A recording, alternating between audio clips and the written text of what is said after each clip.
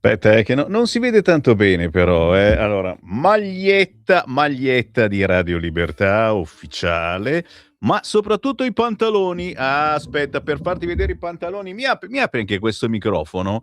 Vengo un po' più in qua, attenzione, attenzione, guardate.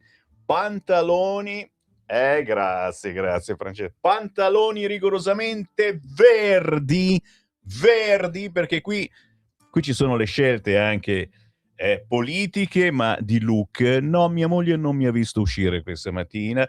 Mi faresti anche una foto, Francesco? Dai, allora ti chiedo troppo. Guarda, tieni, prendi il telefono, vieni, me la fai tu? Allora, aspetta, è collezione primavera-estate, modello Lega. Ok? Abbastanza bello? Grazie. No, perché qui penso che bisogna decidere. Grazie Francesco. Penso che bisogna decidere un attimo, mh, cosa fare, come fare, chi mandare avanti in questa lega e forse magari cominciamo anche a pensare a chi effettivamente è leghista veramente e chi magari per anni ha fatto finta di essere leghista. Non sono tanti per fortuna, sono quei 3 o 4, però la sensazione fa pensare, dici: ma in quanti hanno mangiato in questo piatto? E hanno mangiato anche molto bene, facendo finta di parlare di autonomia, di federalismo, ai tempi belli parlavamo di secessione, ma ci credevamo tutti quanti. Interessanti meditazioni. Aspetta che mi risiedo perché sennò non vedo il computer. Buongiorno, sì, che sto lottando col microfono. È vivo, si muove, eccolo qua. Questo lo abbassiamo, certamente. Buongiorno da Sammy Varin. Mi piacciono i miei pantaloni verdi, lo so. E gli occhiali verdi, quelli targati Lega Nord Marche, quante paia ne abbiamo distribuite a Pontida, ragazzi. Grazie naturalmente a voi della Lega Marche che ce ne avete fatti avere uno scatolone gigantesco. Buongiorno da Sammy Varin, certo, qualcuno fa lo spirito, fate gli spiritosi, metteremo una rubrichetta, previsioni dei fuoriusciti. Al nord prevediamo la fuoriuscita dalla Lega al centro-sud e invece che cazzo, Siete rimasti anche voi un po'. A me è spiaciuto per Rinaldi, ti dico la verità, però anche lì, cioè, capisci quanto leghista poteva essere Rinaldi? È un professionista, è un economista e quindi faceva il suo mestiere, però noi lo volevamo sindaco di Roma. Non è che adesso qualcun altro lo propone. Il buongiorno si sente dal Varina, avete capito bene, ma non c'è più neanche il fogliettino. Dopo me lo porti il fogliettino con i numeri di telefono, perché è arrivato fin là. Qualcuno ha soffiato, c'è vento. Grazie a Francesco, oggi veramente versione maggiordomo, no? Con questa nuova pettinatura. Acchiappa la nuova pettinatura alla grande. Gente che arriva qui solo per vedere Francesco. La mattina viene di qua, pomeriggio viene di là e dove va Francesco? C'ha proprio un fiume di fan, no? Che uomini, ok, non c'è problema. Il buongiorno si sente dal Varin, certo, ridendo scherzando, siamo in rassegna stampa anche oggi, lunedì 8 giugno 2026. Che strana data è mai questa? Cosa sta succedendo nel mondo?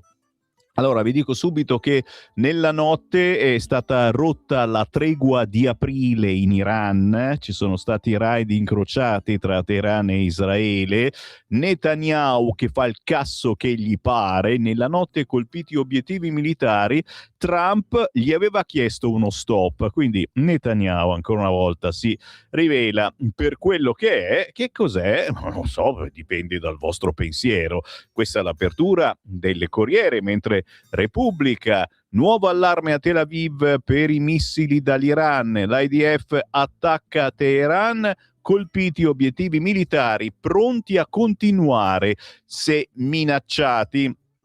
Questo è il titolo principale anche del sito di Repubblica. Poi ci sono i volenterosi, Londra, Zelensky ai volenterosi, porteremo il conflitto a Mosca, e i leader che dicono sì a negoziati con Putin.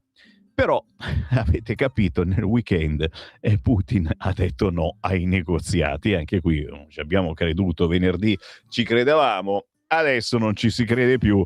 Alla fine io prendo la rassegna stampa, la pallottolo e la butto nel cestino. Faccio bene o no a non trattare neanche queste notizie? Ve le cito, certo, ma non sto a parlarne 2 ore, perché dopo mezz'ora si cambia di nuovo idea.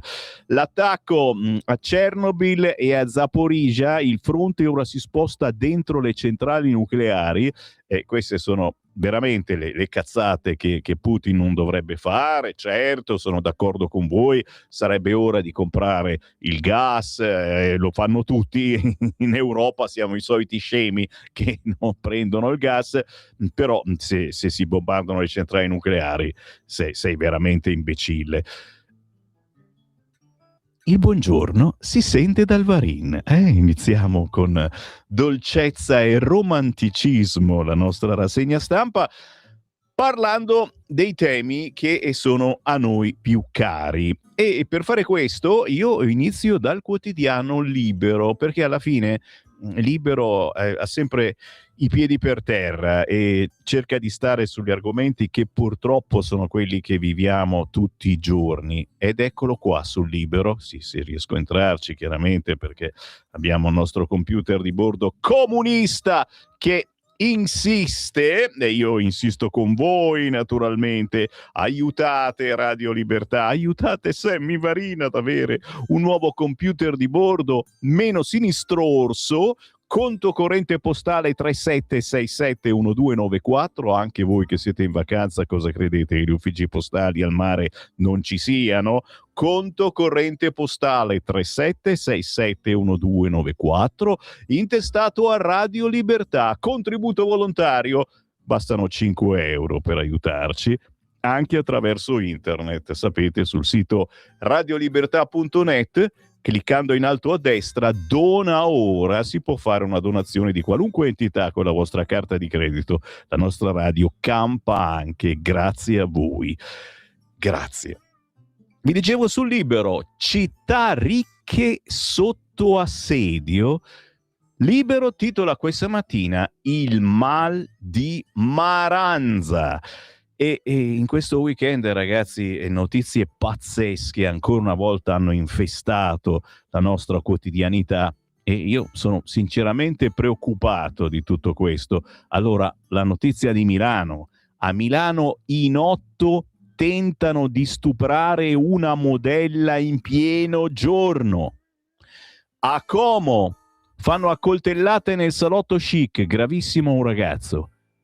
A Bolzano le bande si scontrano in centro, paura e 2 feriti. Intanto i dispersi della flotilla sono nelle carceri islamiche in Libia da 10 giorni e non se li fila più nessuno. Tanto per, chiediamo per un amico, capito. Non solo i luoghi di villeggiatura, stranieri e Maranza terrorizzano le città, anche le più ricche. A Milano in 8 tentano di stuprare una modella in pieno giorno. Nel salotto chic di Como accoltellano un 19enne. A Bolzano bande rivali si affrontano in centro. Ne parleremo tra pochissimo perché sono cose assolutamente inaccettabili. La situazione pare fuori controllo. Problema che se dici questa cosa la sinistra dice ma chi è al governo? Punto di domanda. E qui subito chiedo a voi ascoltatori, perché il bello di essere in diretta su una radio che si chiama Radio Libertà è che voi siete liberi di dire la vostra, il vostro pensiero, la vostra opinione, le vostre critiche, ma anche le vostre idee.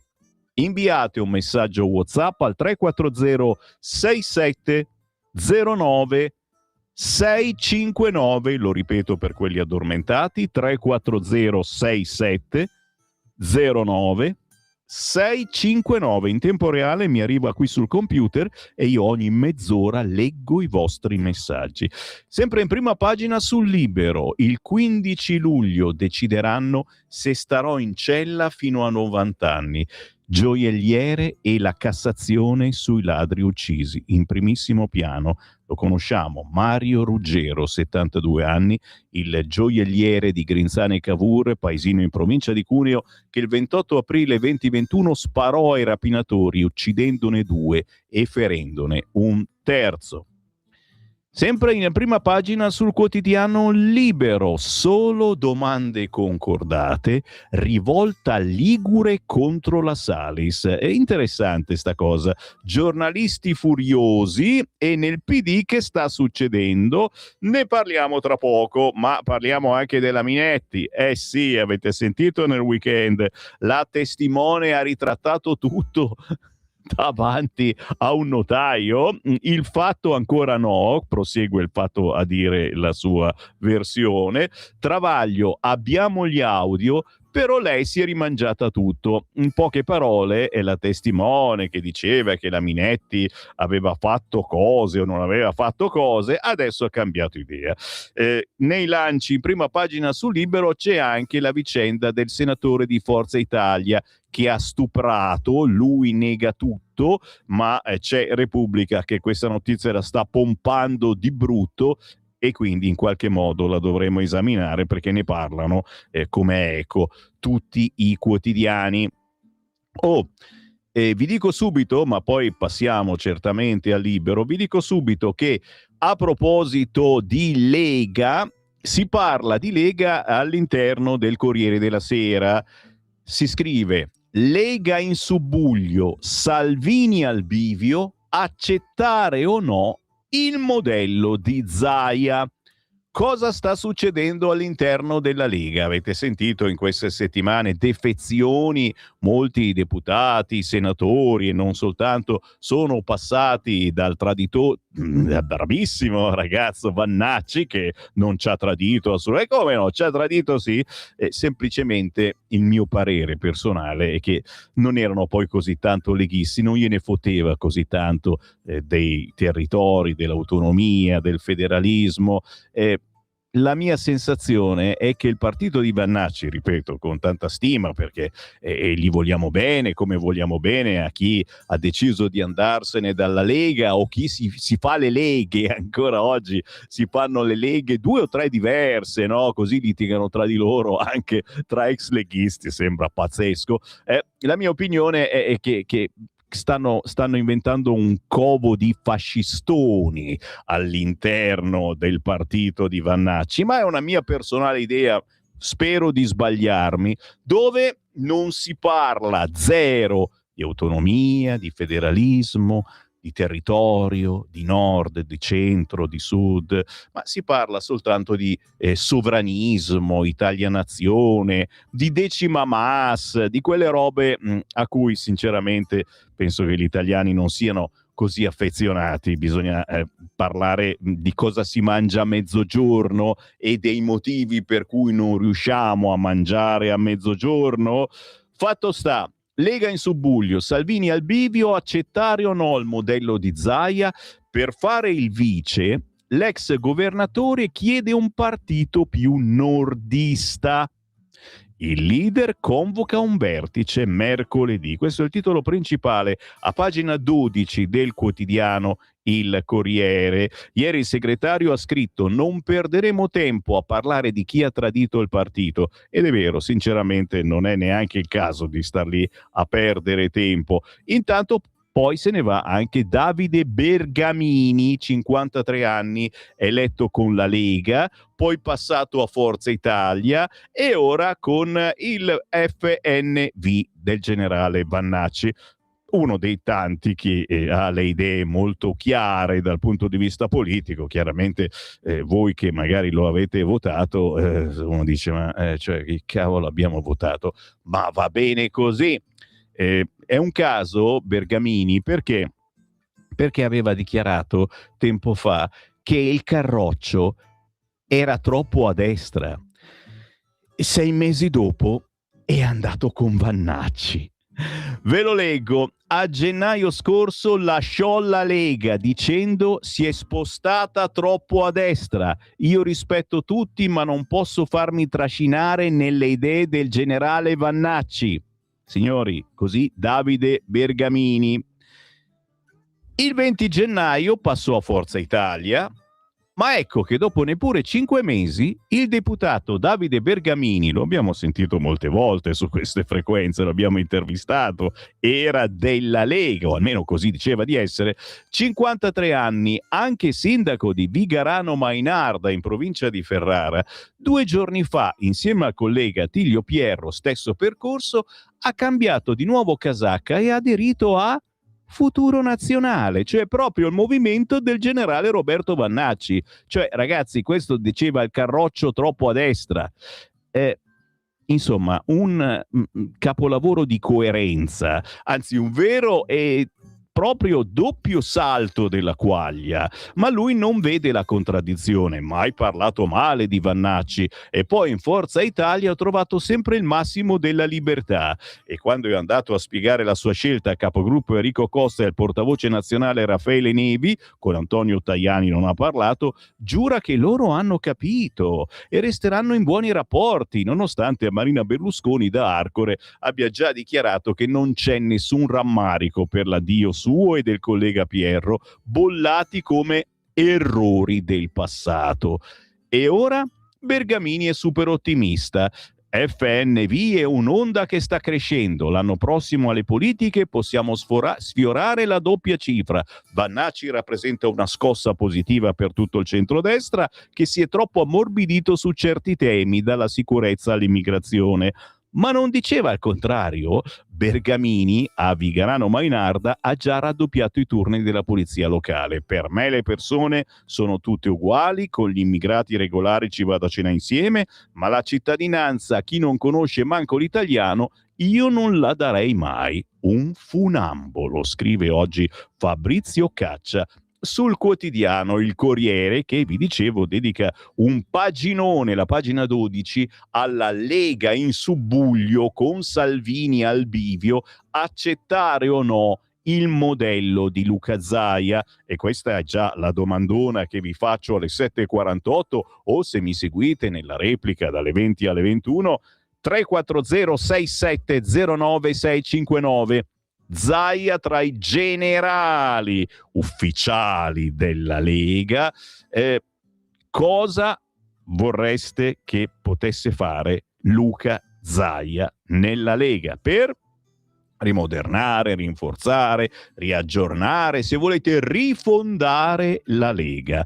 340 6709 659. Sempre sul Corriere, in taglio più basso, si parla dei supporter di Vannacci, e anche questo mettere nello stesso paginone la Lega e Vannacci è un errore che stanno facendo anche altre testate, sinceramente non mi sembra molto intelligente, perché siamo due cose diverse assolutamente. E oggi c'è anche il capogruppo della Lega Molinari che sulla Verità dice mai con Vannacci, ma Molinari lo sentiamo questa mattina alle 9.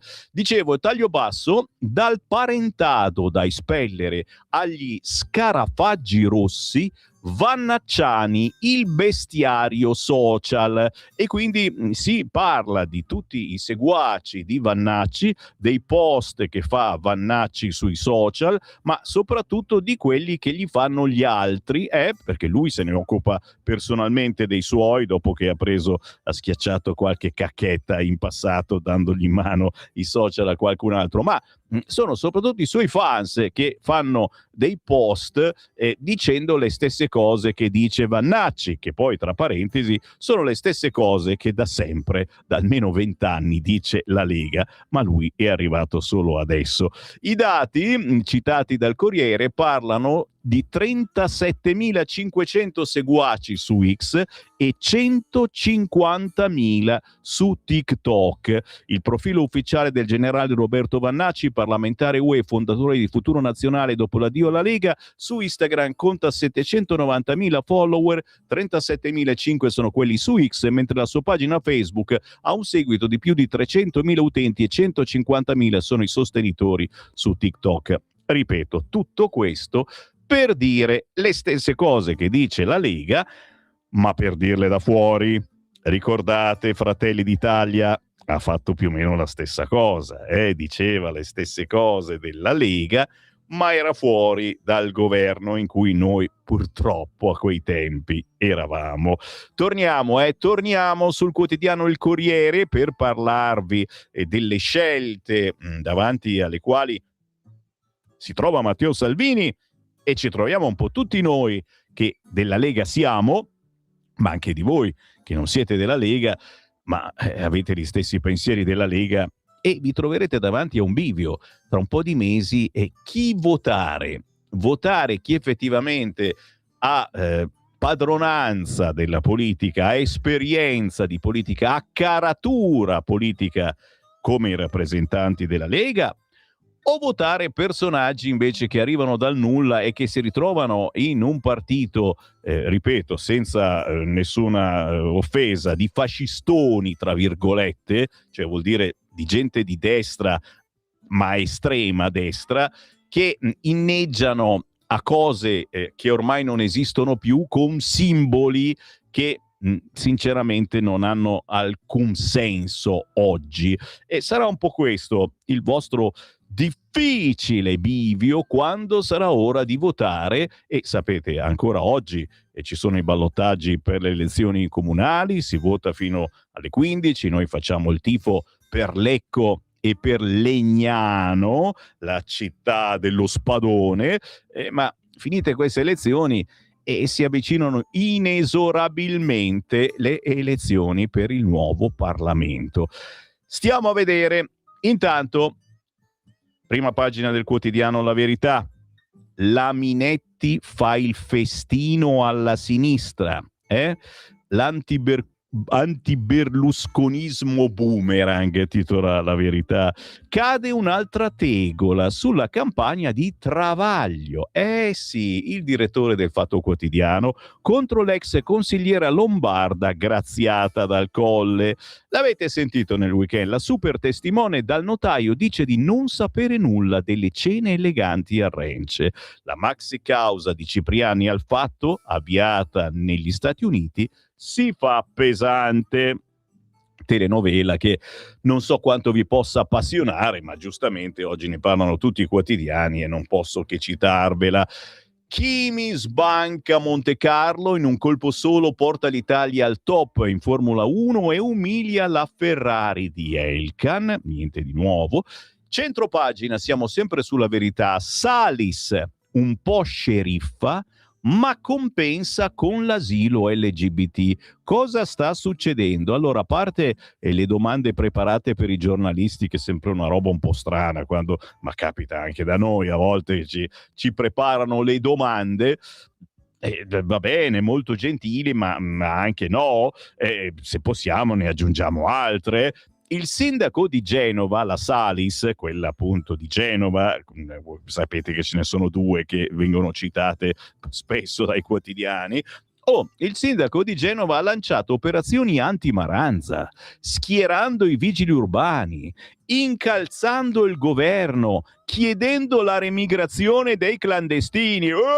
Salis, è una di noi, ragazzi. Però sfida Valditara dicendo avanti coi progetti di educazione sessuo-affettiva, cioè vogliono prendere questi bambinetti piccoli e fargli vedere come si fa sesso, come funziona il sesso a bambini molto piccoli. E anche qui ditemi cosa ne pensate con un whatsappino al 340 6709 659. Non è un po' presto? Punto di domanda. BPM intesa, B per Unipol, tutti vogliono MPS, un titolo che troverete su tutti i quotidiani. La banca di Castagna propone le nozze a Siena, pronta la controfferta di Messina e Cimbri.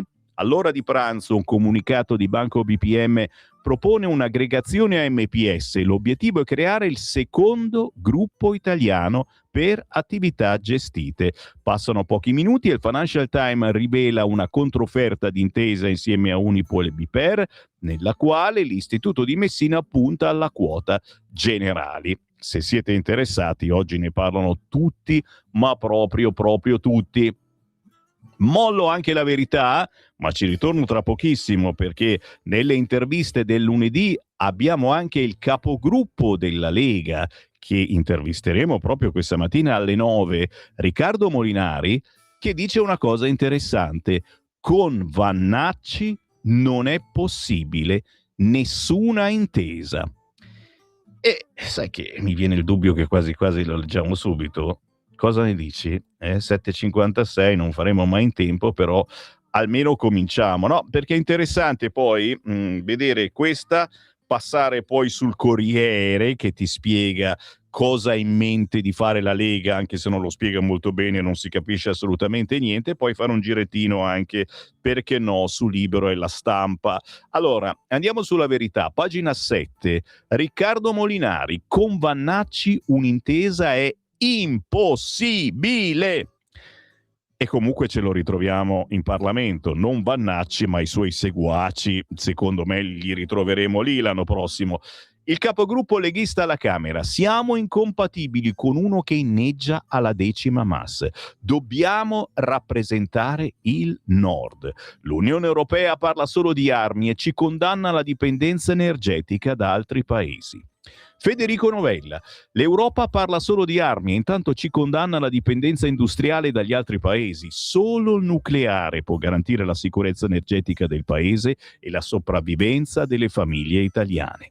Riccardo Molinari, capogruppo della Lega alla Camera, rilancia la necessità di uno scostamento di bilancio per affrontare l'impennata dei prezzi energetici. Non escludiamo tasse sui profitti delle banche e delle aziende di energia che macinano utili mentre gli italiani arrancano. E sullo scontro interno alla Lega con il governatore Zaia, vedrete, marceremo compatti. Vannacci? Mai più con lui. Uno che inneggia alla 10ª MAS è incompatibile con la Lega. L'Unione Europea ha detto sì alla richiesta dell'Italia di avere maggiore flessibilità di bilancio per far fronte alla crisi energetica, ma non si tratta esattamente di un assegno in bianco, risponde Molinari. Questa apertura rappresenta un successo della Lega e del ministro Giorgetti. Certamente non basta e non risolve i nostri problemi, perché riguarda soltanto gli investimenti in energie rinnovabili, un po' come il PNRR. Abbiamo bisogno di una deroga sulla spesa corrente per affrontare il caro energia, che travolge famiglie e aziende. Dunque l'Europa insiste con la sua visione ideologica. L'Italia dipende energicamente dai paesi terzi e pensare di risolvere tutto con le rinnovabili significa prendere in giro i cittadini. Una potenza industriale come la nostra non ci permette di sostituire l'energia fossile con il green. Per questo dobbiamo sperimentare il nucleare. La sicurezza energetica passa da lì. Aver approvato il disegno di legge delega sul nucleare non vuol dire che domani avremo le centrali, ma stiamo lavorando per essere più autonomi, con le bollette più basse nei prossimi anni, una tecnologia nuova, più sicura, un modello completamente diverso dal passato. Non teme un referendum sul nucleare? Chiede La Verità a Molinari. Spiegheremo i benefici di questa tecnologia. Si aprirà un dibattito serio. Abbiamo i migliori ingegneri e fisici, le migliori aziende del settore che vanno in giro per il mondo a costruire centrali nucleari. Bisogna utilizzare queste grandi professionalità al servizio del paese. L'opposizione farà le barricate, bla bla bla bla, e va bene, le rinnovabili, eccetera. Adesso noi però proseguiamo con l'autonomia europea nel campo della difesa militare, ma non nell'industria, risponde Molinari. È un atteggiamento schizofrenico, si mette l'accento sugli armamenti solo per spingerci lontano dagli Stati Uniti. E invece il legame con gli USA deve restare solido, perché se devo decidere da che parte stare non ho dubbi, preferisco dipendere dagli Stati Uniti piuttosto che dai cinesi. Per questo è stato un bene che il premier Meloni non abbia partecipato al vertice con Starmer, Macron e Merz. E il gas russo? Già, il gas russo, sentite qua, se lo acquistano Macron e Sanchez, non si capisce perché non dovremmo farlo noi. Ungheria e Slovacchia non hanno mai interrotto il flusso. L'obiettivo deve essere quello di diversificare per evitare gli shock. E ancora, siamo sempre sul quotidiano La Verità. Matteo Salvini ha palesato la possibilità di una tassa sui profitti delle banche. Possiamo confermare che vi batterete per questo? In questi 4 anni, grazie al ministro Giorgetti, risponde Molinari, abbiamo come paese recuperato credibilità finanziaria, lo spread si è ridotto, paghiamo meno interessi sul debito, siamo quasi fuori dalla procedura di infrazione. Per questo stiamo cercando una mediazione con l'Unione Europea per avere l'autorizzazione a derogare al patto di stabilità, potendo spendere così per tagliare i costi delle bollette e dei carburanti, ma se non arriverà l'autorizzazione saremo costretti a farlo lo stesso. Dobbiamo trovare le risorse, anche un'eventuale tassazione degli utili delle banche deve essere messa all'ordine del giorno. Stesso discorso per le società energetiche. Signori, vi sto leggendo l'intervista al capogruppo della Lega sul quotidiano La Verità, Riccardo Molinari, il tempo di una canzone e proseguo nella lettura. Stai ascoltando Radio Libertà, la tua voce libera, senza filtri né censura. La tua radio.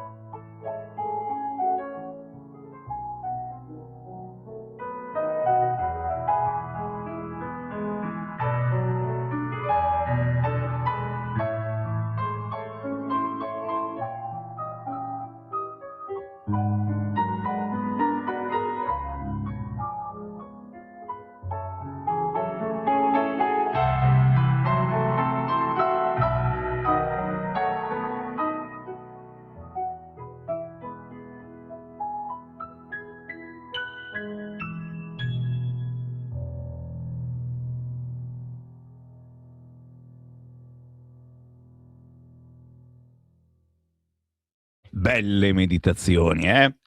Meditiamo, gente, meditiamo! Ogni giorno intorno alle 8 c'è un pianista in onda su Radio Libertà. Cos'era? Late Summer Romance per Andrea Calabrò, che trovate facilmente su Instagram e su YouTube. Fa parte di quegli artisti bravi, bravissimi, ma assolutamente sconosciuti a livello nazionale, che non girano sui grossi e grassi media, e noi ci onoriamo ogni mezz'ora di mandare in onda un artista che fa parte di questo profumatissimo sottobosco musicale.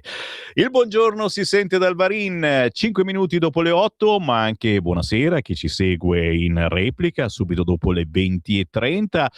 Giornali quotidiani, richieste anche al 340 6709 659, richieste naturalmente non musicali, ma richieste di quotidiani. Se volete ascoltare qualche prima pagina, qualche approfondimento, richiedetemelo. Intanto i vostri messaggi al 340 6709 659. Dani e punta giustamente su Rinaldi, spiace davvero, una persona di valore. In cosa? È passato con Vannacci e c'è poco da sperare, soprattutto come sindaco di Roma. Sinceramente nel centrodestra si muove ben poco. WhatsApp al 340 6709 659. Buongiorno Semmi, a Bologna Bergamini era stato messo dal partito come coordinatore. Come si fa a mettere sto tizio a lasciare e a lasciare in un angolo Matteo Di Benedetto, che è il nostro capogruppo al comune di Bologna? Bisogna dare forza e appoggio a chi si impegna da anni sul territorio. Assolutamente d'accordo, Matteo Di Benedetto l'abbiamo sentito proprio nelle scorse settimane su queste frequenze, è un tosto, e chiaramente però lui si occupa di Bologna città, vive a Bologna. WhatsApp al 340 6709 659. Io non ho tanta simpatia per Zaia, nemmeno per Fedriga, però penso che farebbero recuperare un po' di voti da Forza Italia, ad esempio. Ho amici che da tempo dicono: se ci fosse Zaia al posto di Salvini la voterei. Io, per giudicare, aspetto di vedere le proposte. Ma senti, un mio parere è che c'è bisogno veramente di tutti, sfiorando corde diverse, ma soprattutto tornando a fare la Lega dei Territori. Proprio per questo oggi mi sono messo pantaloni verdi, eccoli qua, e gli occhiali padani, quelli verdi di un tempo, per far capire che forse dobbiamo puntare sui leghisti, quelli veri, quelli che davvero parlano, tastano quotidianamente il territorio, quelli che parlano di federalismo, di autonomie, perché no, di una Lega federata. Chiedo sempre a voi, 340 6709 659. Federata sì, ma con chi? Vi sto dicendo cose pesanti oggi, ragazzi. Buongiorno Sammy, detto che i transfughi alla Bergamini sono dei pagliacci, noi però il problema continuiamo ad averlo all'interno, perché se il segretario federale apre a future intese, non può il capogruppo della Camera, quello che non è che faccia di scoppiare di salute la Lega in Piemonte per la sua tattica, ha perso anche le passate elezioni al comune di Alessandria. Direi che con Vannacci non si può ragionare. Ecco i mali della Lega, i 4% e i comodoni romani che a parole battono sempre sull'autonomia, ma a fatti preferiscono lupi e Calenda. Matteo deve fare un bel discorsetto a qualcuno, scrive Fabio. Ma senti, ti dico la verità, Vannacci io lo amo, sono innamorato di lui, mi sento tradito, è un traditore, un generale non dovrebbe mai tradire le sue truppe. Chiaro che parla bene, dice le stesse cose che dice la Lega, che diceva anche la Lega già da 20 anni, io ci sono dentro dall'87, le ho passate tutte, e quando ho cominciato a fare radio qui si dicevano già, io sono entrato qui che era il 1998, giù di lì. Cioè, capisci che arriva lui e dice le stesse robe da fuori, è una roba come dice, vabbè, dove sta la novità? Comunque quando sei al governo queste cose, se non prendi l'80%, non le puoi fare, non le puoi fare. Questa è l'amara verità. Bisogna trovare sempre la quadra all'interno di una coalizione, mettendo sul tavolo il tuo programma, anche cattivello ci può stare, ma poi il tuo programma viene comunque sempre, purtroppo, annacquato dai benpensanti. Come fare quindi? Bisogna prendere più voti possibili per avere quella mano libera famoso, il famoso potere assoluto che sarebbe bello avere. Per farlo bisogna prendere tanti voti e ricominciare da zero ogni tanto non è la soluzione migliore. Ogni tot anni ricominciamo da zero, ci rifacciamo la Lega, ci rifacciamo il partito. Non so, però questo, ripeto, è il mio parerino, voglio sentire anche il vostro. Molinari, senza Vannacci le elezioni purtroppo non le vinciamo, mettiamocelo in testa, scrive Pietro. Attenzione, non è che qui, e poi parlavamo di fare accordi con Vannacci e di federarci con Vannacci, magari qualcuno si spingerebbe a questo. No, però ribadisco e discoriba, Vannacci ce lo troveremo in Parlamento di sicuro, farà parte del centrodestra di sicuro, ci metto anche un punto interrogativo, e in qualche modo quindi l'accordo si farà, non certamente attraverso la Lega. Buongiorno Varin, secondo me parlare di Vannacci e di quei 4 coglioni politicamente, che lo hanno seguito, non fa altro che farle pubblicità, soprattutto su Radio Libertà. Lasciamoli nel loro brodo e presto si scioglieranno come neve al sole, dice Francesco, o come i dadi per brodo, dico io.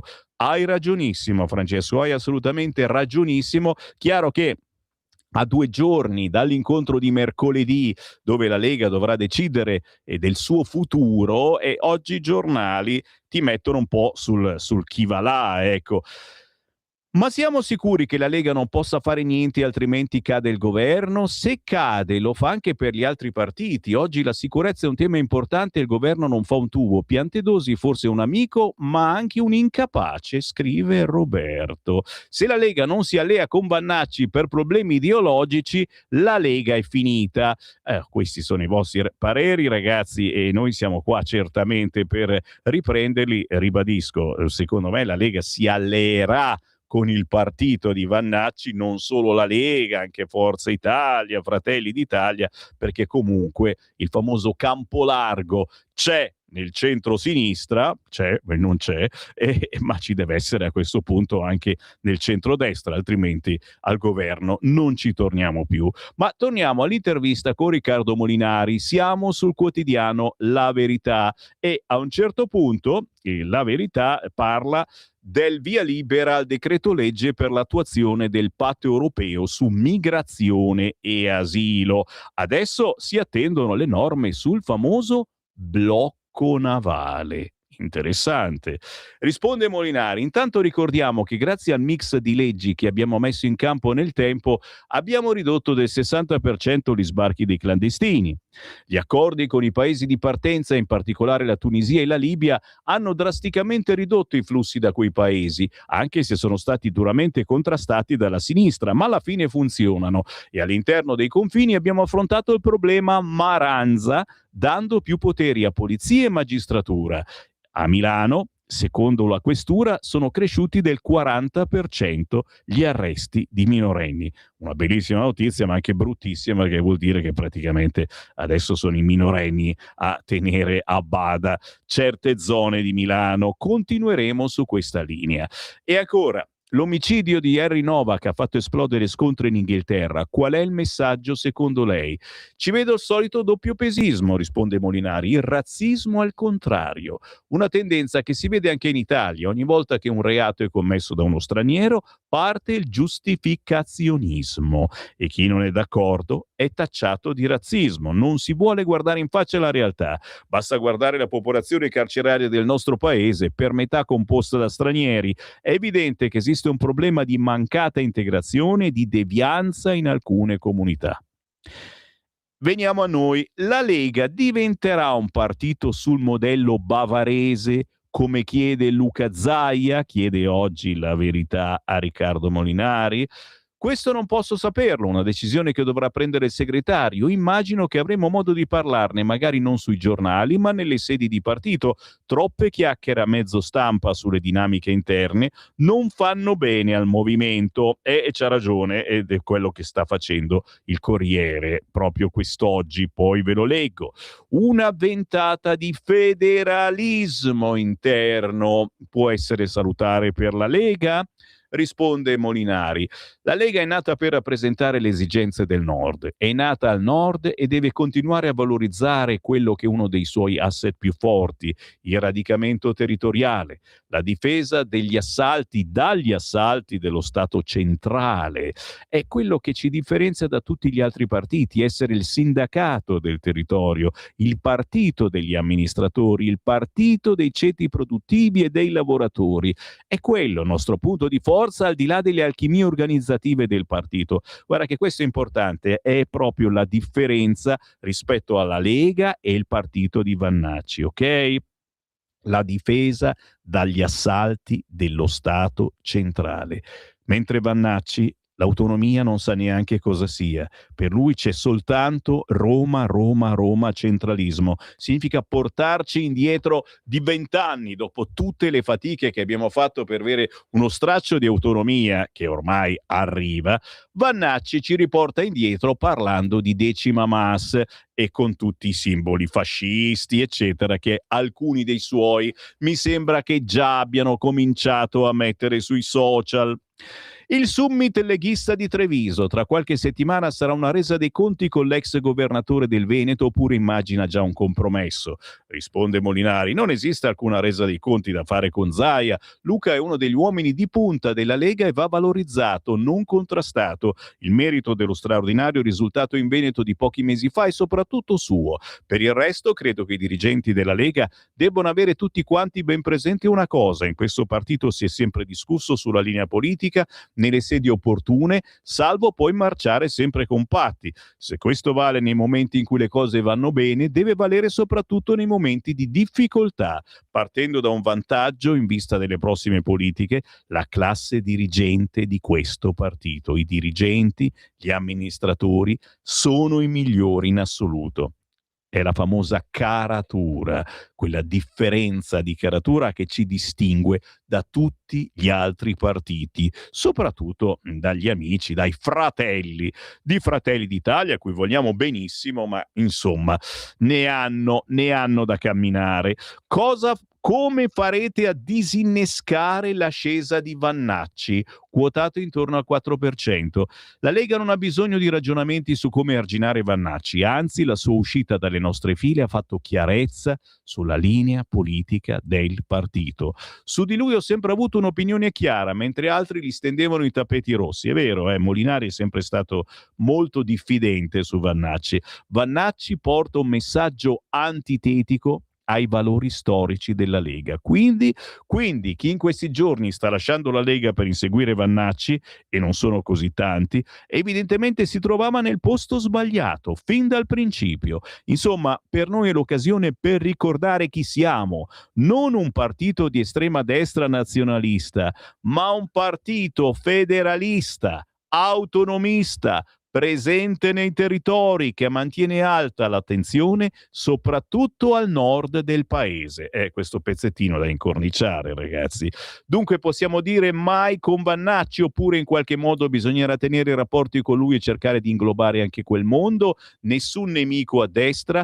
Per quanto mi riguarda, non può esserci alcuna apertura per chi tradisce un partito che gli ha dato tutto, ma al di là di questo c'è l'ostacolo politico. Il programma di Vannacci è uno che inneggia la decima mas, è incompatibile con la Lega. Sono due mondi che non si toccano.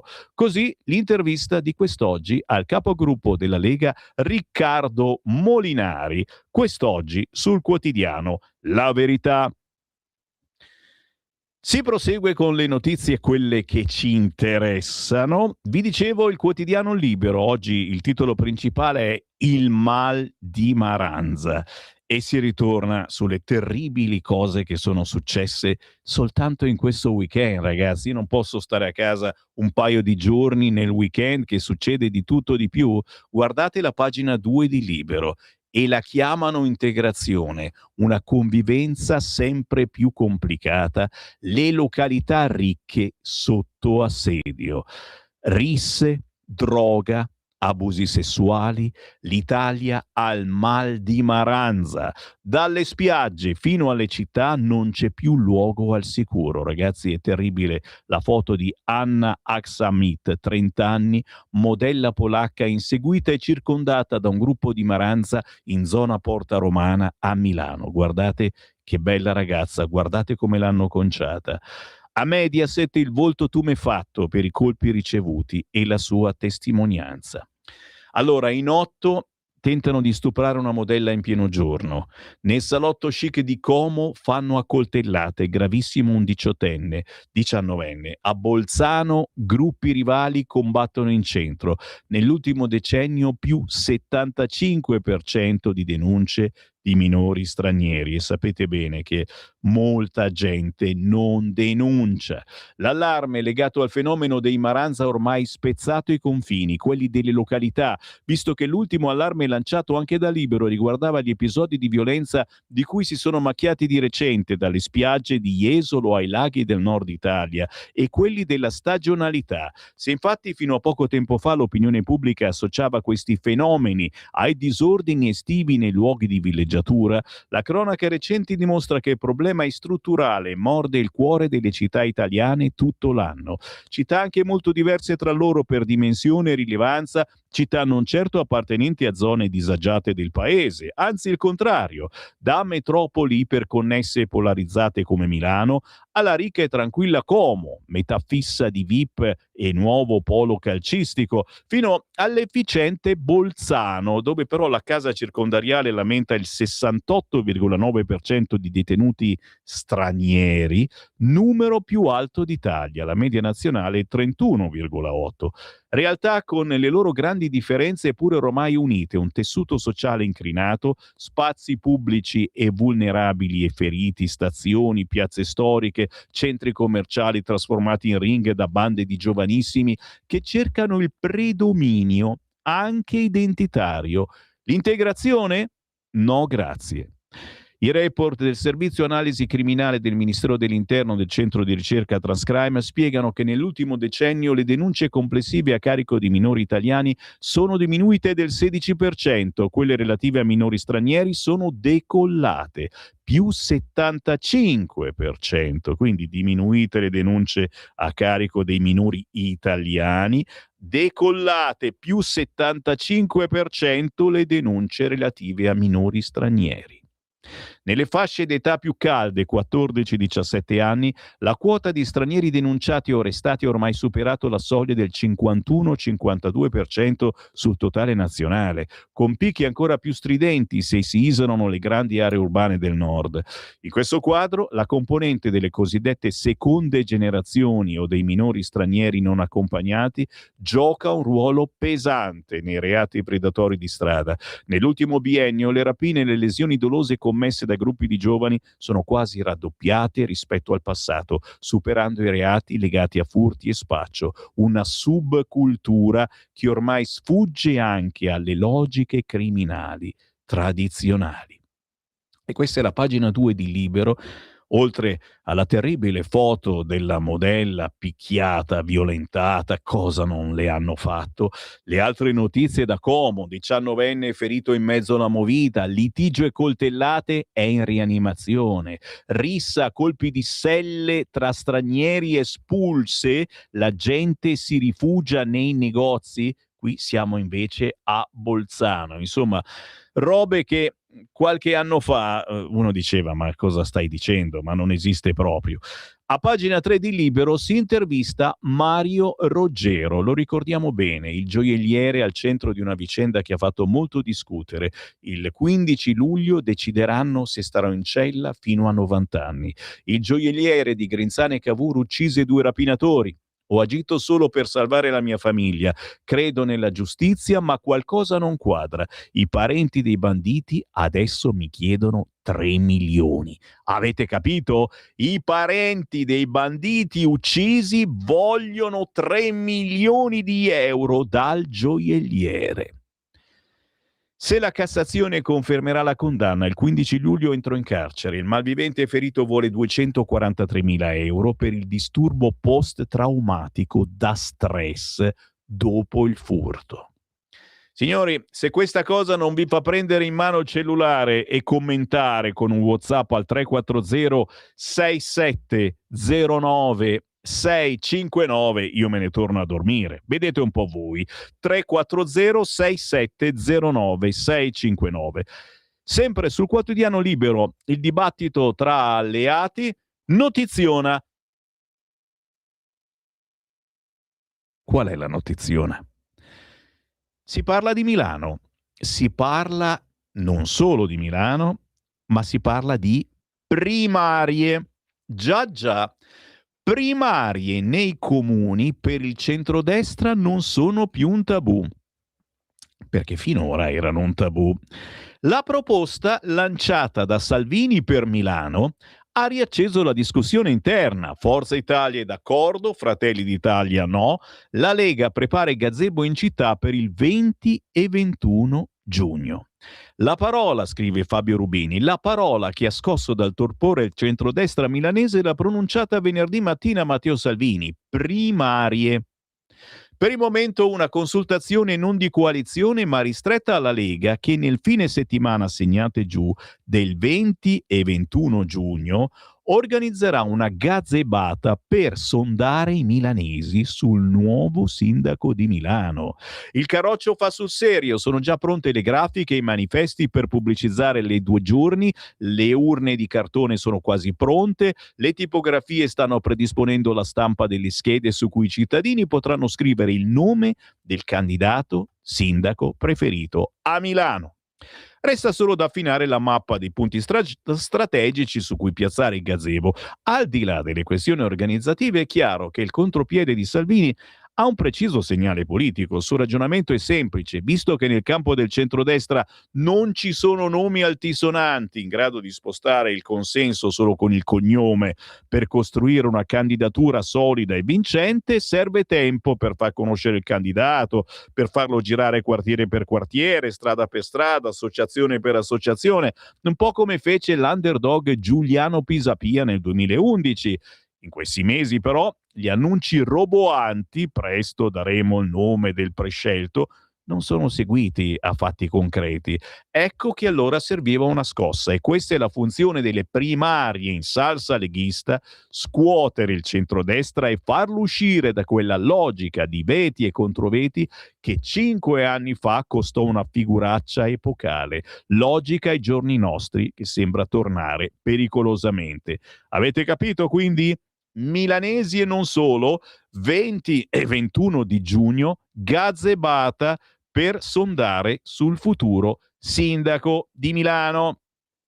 E poi prosegue l'articolo, siamo sul quotidiano Libero. L'accusa al senatore di Forza Italia, ne parlano tutti i quotidiani. La sinistra già chiede le dimissioni, mi ha violentata, dice una signora.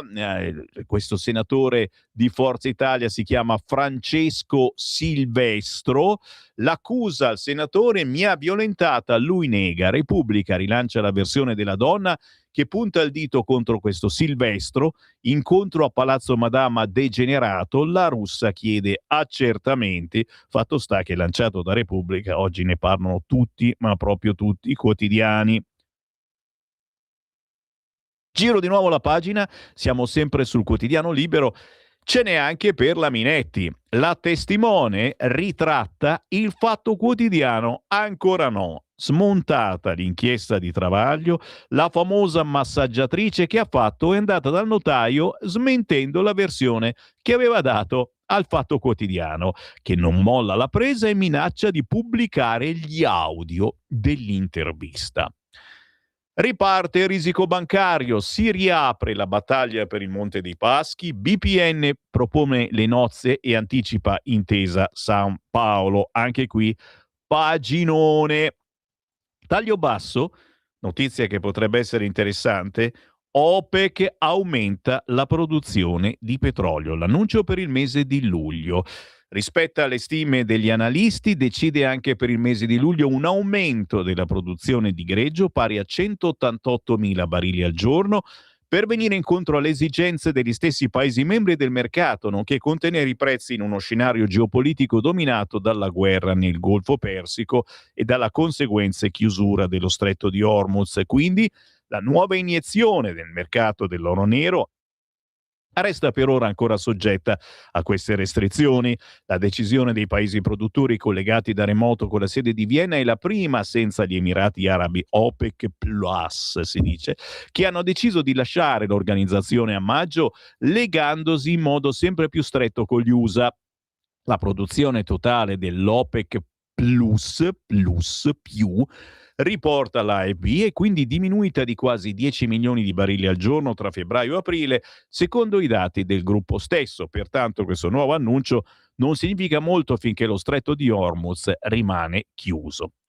Giro di nuovo la pagina. Siamo sul quotidiano Libero e non ci fa certo piacere rivederla, ma è apparsa la Fornero. Riecco i vampiri, scrive dalla prima Sandro Iacometti. La Fornero esalta il fronte dei tassatori. La prof spiega che il fisco è troppo iniquo, i ricchi bisogna spremerli di più. Pure Prodi esalta la patrimoniale. Non si può fare, ma sarebbe bellissima. Stai ascoltando Radio Libertà, la tua voce libera, senza filtri né censura. La tua radio.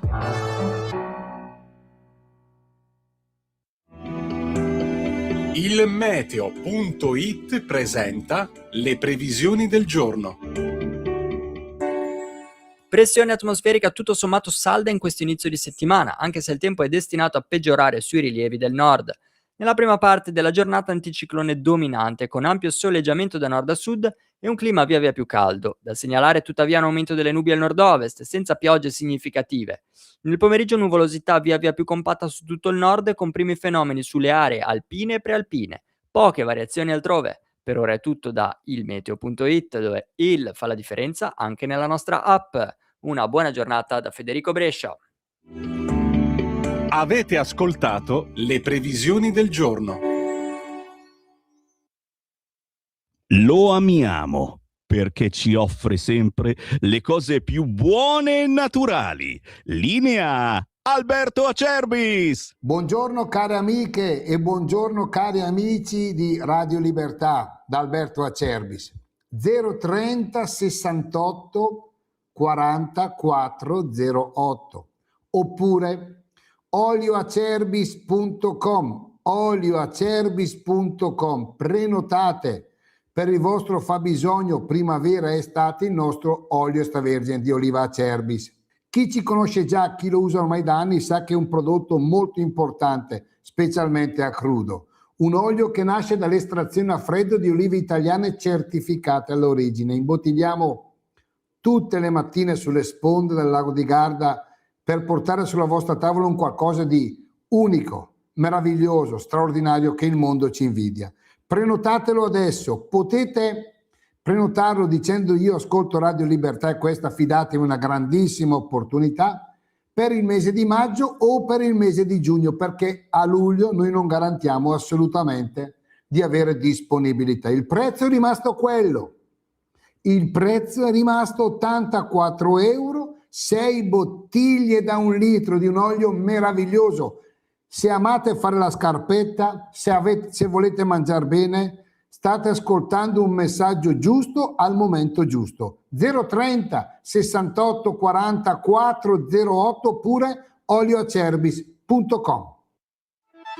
Stai ascoltando Radio Libertà, la tua voce libera, senza filtri né censure, la tua radio.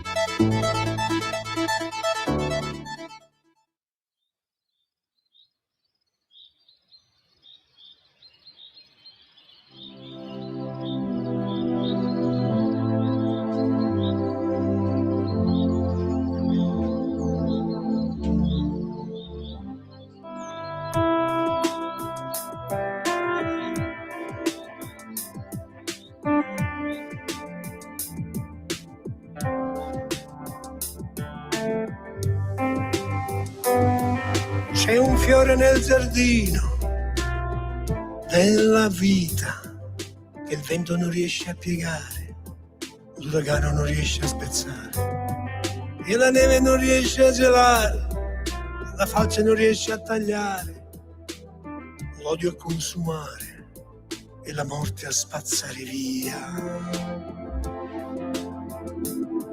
Il fiore cresce e sale, diffonde luce e gioia, perdono e verità, pace e bontà.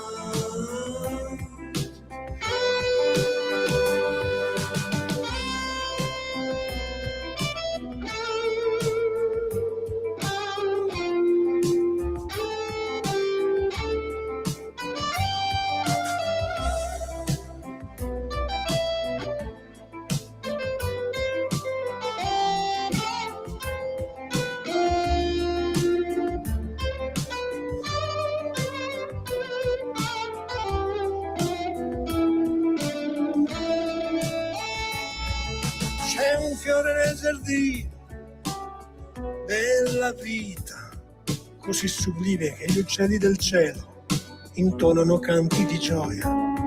L'usignolo del pettinoso, il cardellino volano su una dolce melodia che il vento non può portar via. Profumo delicato e questa melodia si innalzano nel cielo fino in paradiso.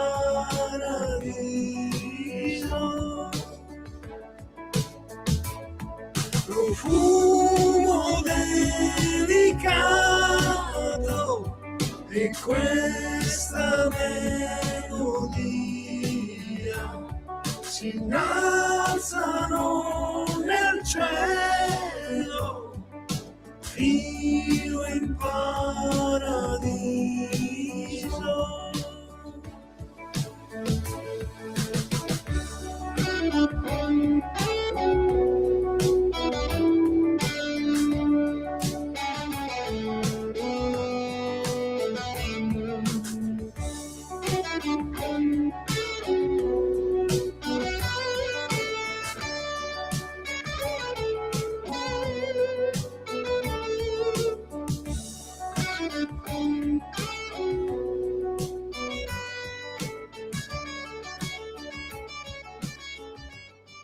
Un cantautore vero, sì, di quelli originali della vecchia scuola. Come si chiama? Lui è Mario Grosso. Arriva dalla Basilicata. Questo pezzo, Il fiore più bello, racconta il suo universo musicale che si muove sui binari di un cantautorato classico, unendo una profonda ricerca spirituale alla critica sociale, alla riflessione intima.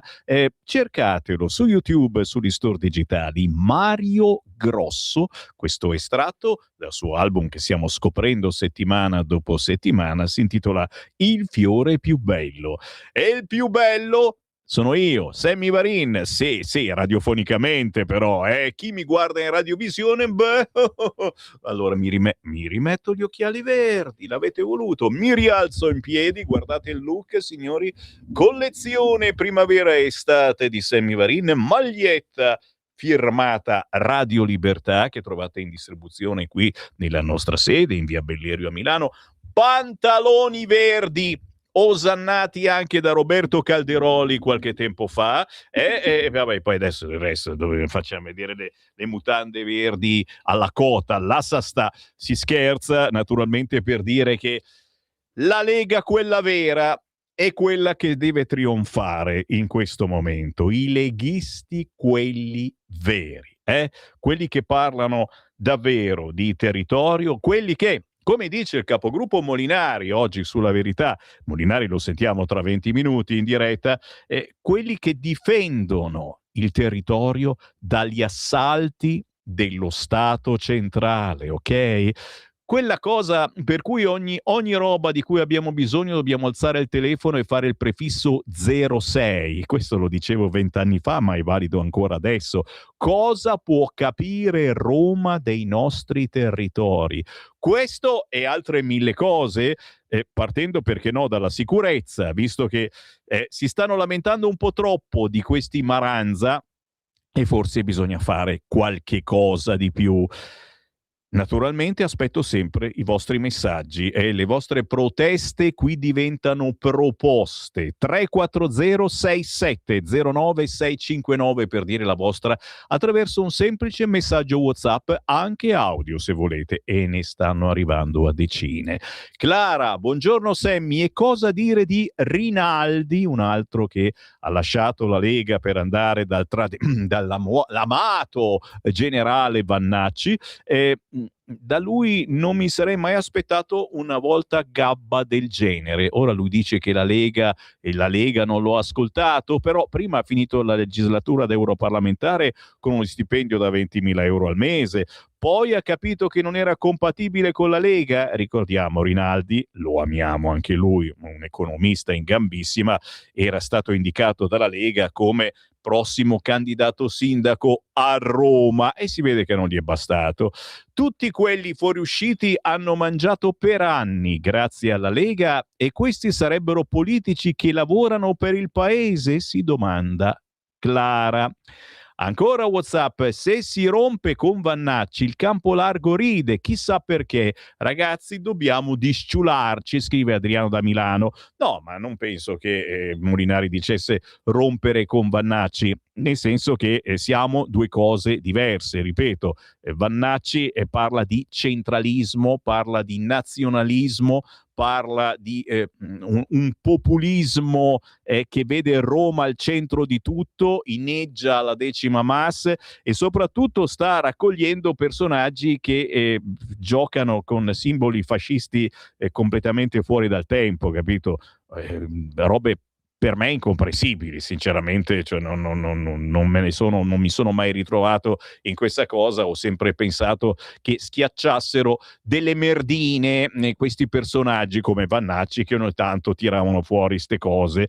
Anche Rinaldi, che conosciamo bene a Bruxelles e alla nostra radio, con Vannacci. Il problema vero è che non se ne parla prima del disaccordo, tutti zitti e inchinati a Salvini, poi dopo in silenzio dice addio. Vuol dire che da noi non si può dissentire? Condivido, troppi yes men, tengo famiglia.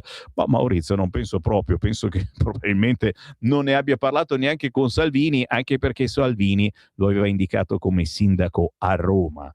Più di così, sinceramente. Mi fermo ragazzi, ma continuate a scrivere 340 6709 659. Devo ritornare sul Libero perché contiene roba buona quest'oggi. Ad esempio un pensiero sui dispersi della flotilla. Che fine hanno fatto? Tu dici sono tornati tutti a casa. No, da oltre 10 giorni sono dispersi, alcuni ancora nelle carceri libiche, ma non se li fila nessuno. Titola il quotidiano Libero. 11 attivisti, bello che ne parla Libero e non Repubblica, 11 attivisti, tra cui 2 italiani, ancora reclusi a Bengasi, ma stavolta senza Israele la mobilitazione non c'è. Appello dei genitori di Centrone, siamo sconvolti, riportatelo a casa, molti detenuti in sciopero della fame. Paginone incredibile a pagina 12 sui dispersi della flotilla ancora dispersi nelle carceri della Libia. Pagina successiva, il Pride, pagina 13, cortocircuito, il Pride celebra Gaza, ma in Palestina i gay sono perseguitati. Nel mese dell'orgoglio arcobaleno, mi ero dimenticato, siamo in giugno, orgoglio arcobaleno, dovete essere orgogliosi di essere gay e farlo vedere a tutti quanti. Io ho sempre pensato che fosse una cosa che uno si tiene per sé, se in camera propria fa quello che gli pare, invece no, devi far vedere, quindi devi andare in giro vestito da donna, devi baciare il tuo compagno e limonarci davanti a tutti, soprattutto soprattutto i bambini, devi insegnare ai bambini che già da bambini puoi fare il gay. Non lo so, forse sono di un'altra generazione, ditemelo voi. 340670969. Sappiate che vedrete sfilare sotto casa vostra tanti gay. Oh, mi raccomando, quelli ebrei non lo so, ma gay sicuramente, non ebrei sfileranno. Il Pride celebra Gaza, ma in Palestina i gay sono perseguitati, denuncia pagina 13 oggi Libero. Nel mese dell'orgoglio arcobaleno escono 6 cortometraggi dedicati al genocidio, un controsenso nel nome dell'ideologia. Gli omosessuali nella striscia in Cisgiordania non hanno diritti e rischiano il carcere. Non ci fermiamo e vediamo ancora, girando nuovamente pagina, dove finire. E a questo punto mi state richiedendo il Corriere al 340670969. C'è un buon motivo? Sì. E allora addentriamoci. Prima pagina del Corriere, il centro pagina sta su Israele e Iran, i nuovi venti di guerra, l'IDF colpisce Beirut, Teheran risponde a colpi di missili, Trump ora basta, trattate. Tutti intercettati i razzi lanciati dagli Ayatollah, il leader USA Netanyahu non reagire, ma Ben Gvir devono bruciare. Gran bella persona, ormai lo conosciamo. In taglio alto, banche, parte la sfida su MPS per il Superpolo, BPM, fusione, intesa rilancia con Unipol e BPER.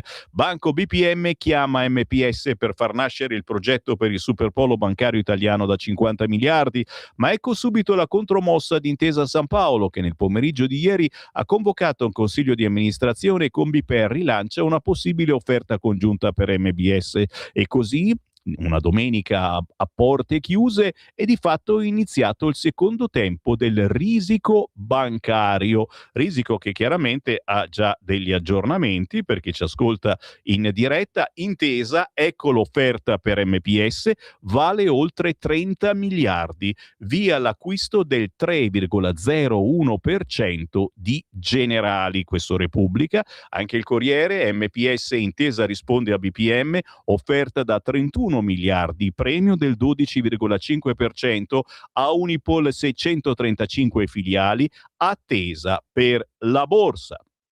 Ma intanto ad attenderci è il Corriere della Sera, perché all'interno c'è il famoso articolo che parla di Lega e parla di una Lega in subbuglio, dice il Corriere. Salvini al bivio, accettare o no il modello di Zaia.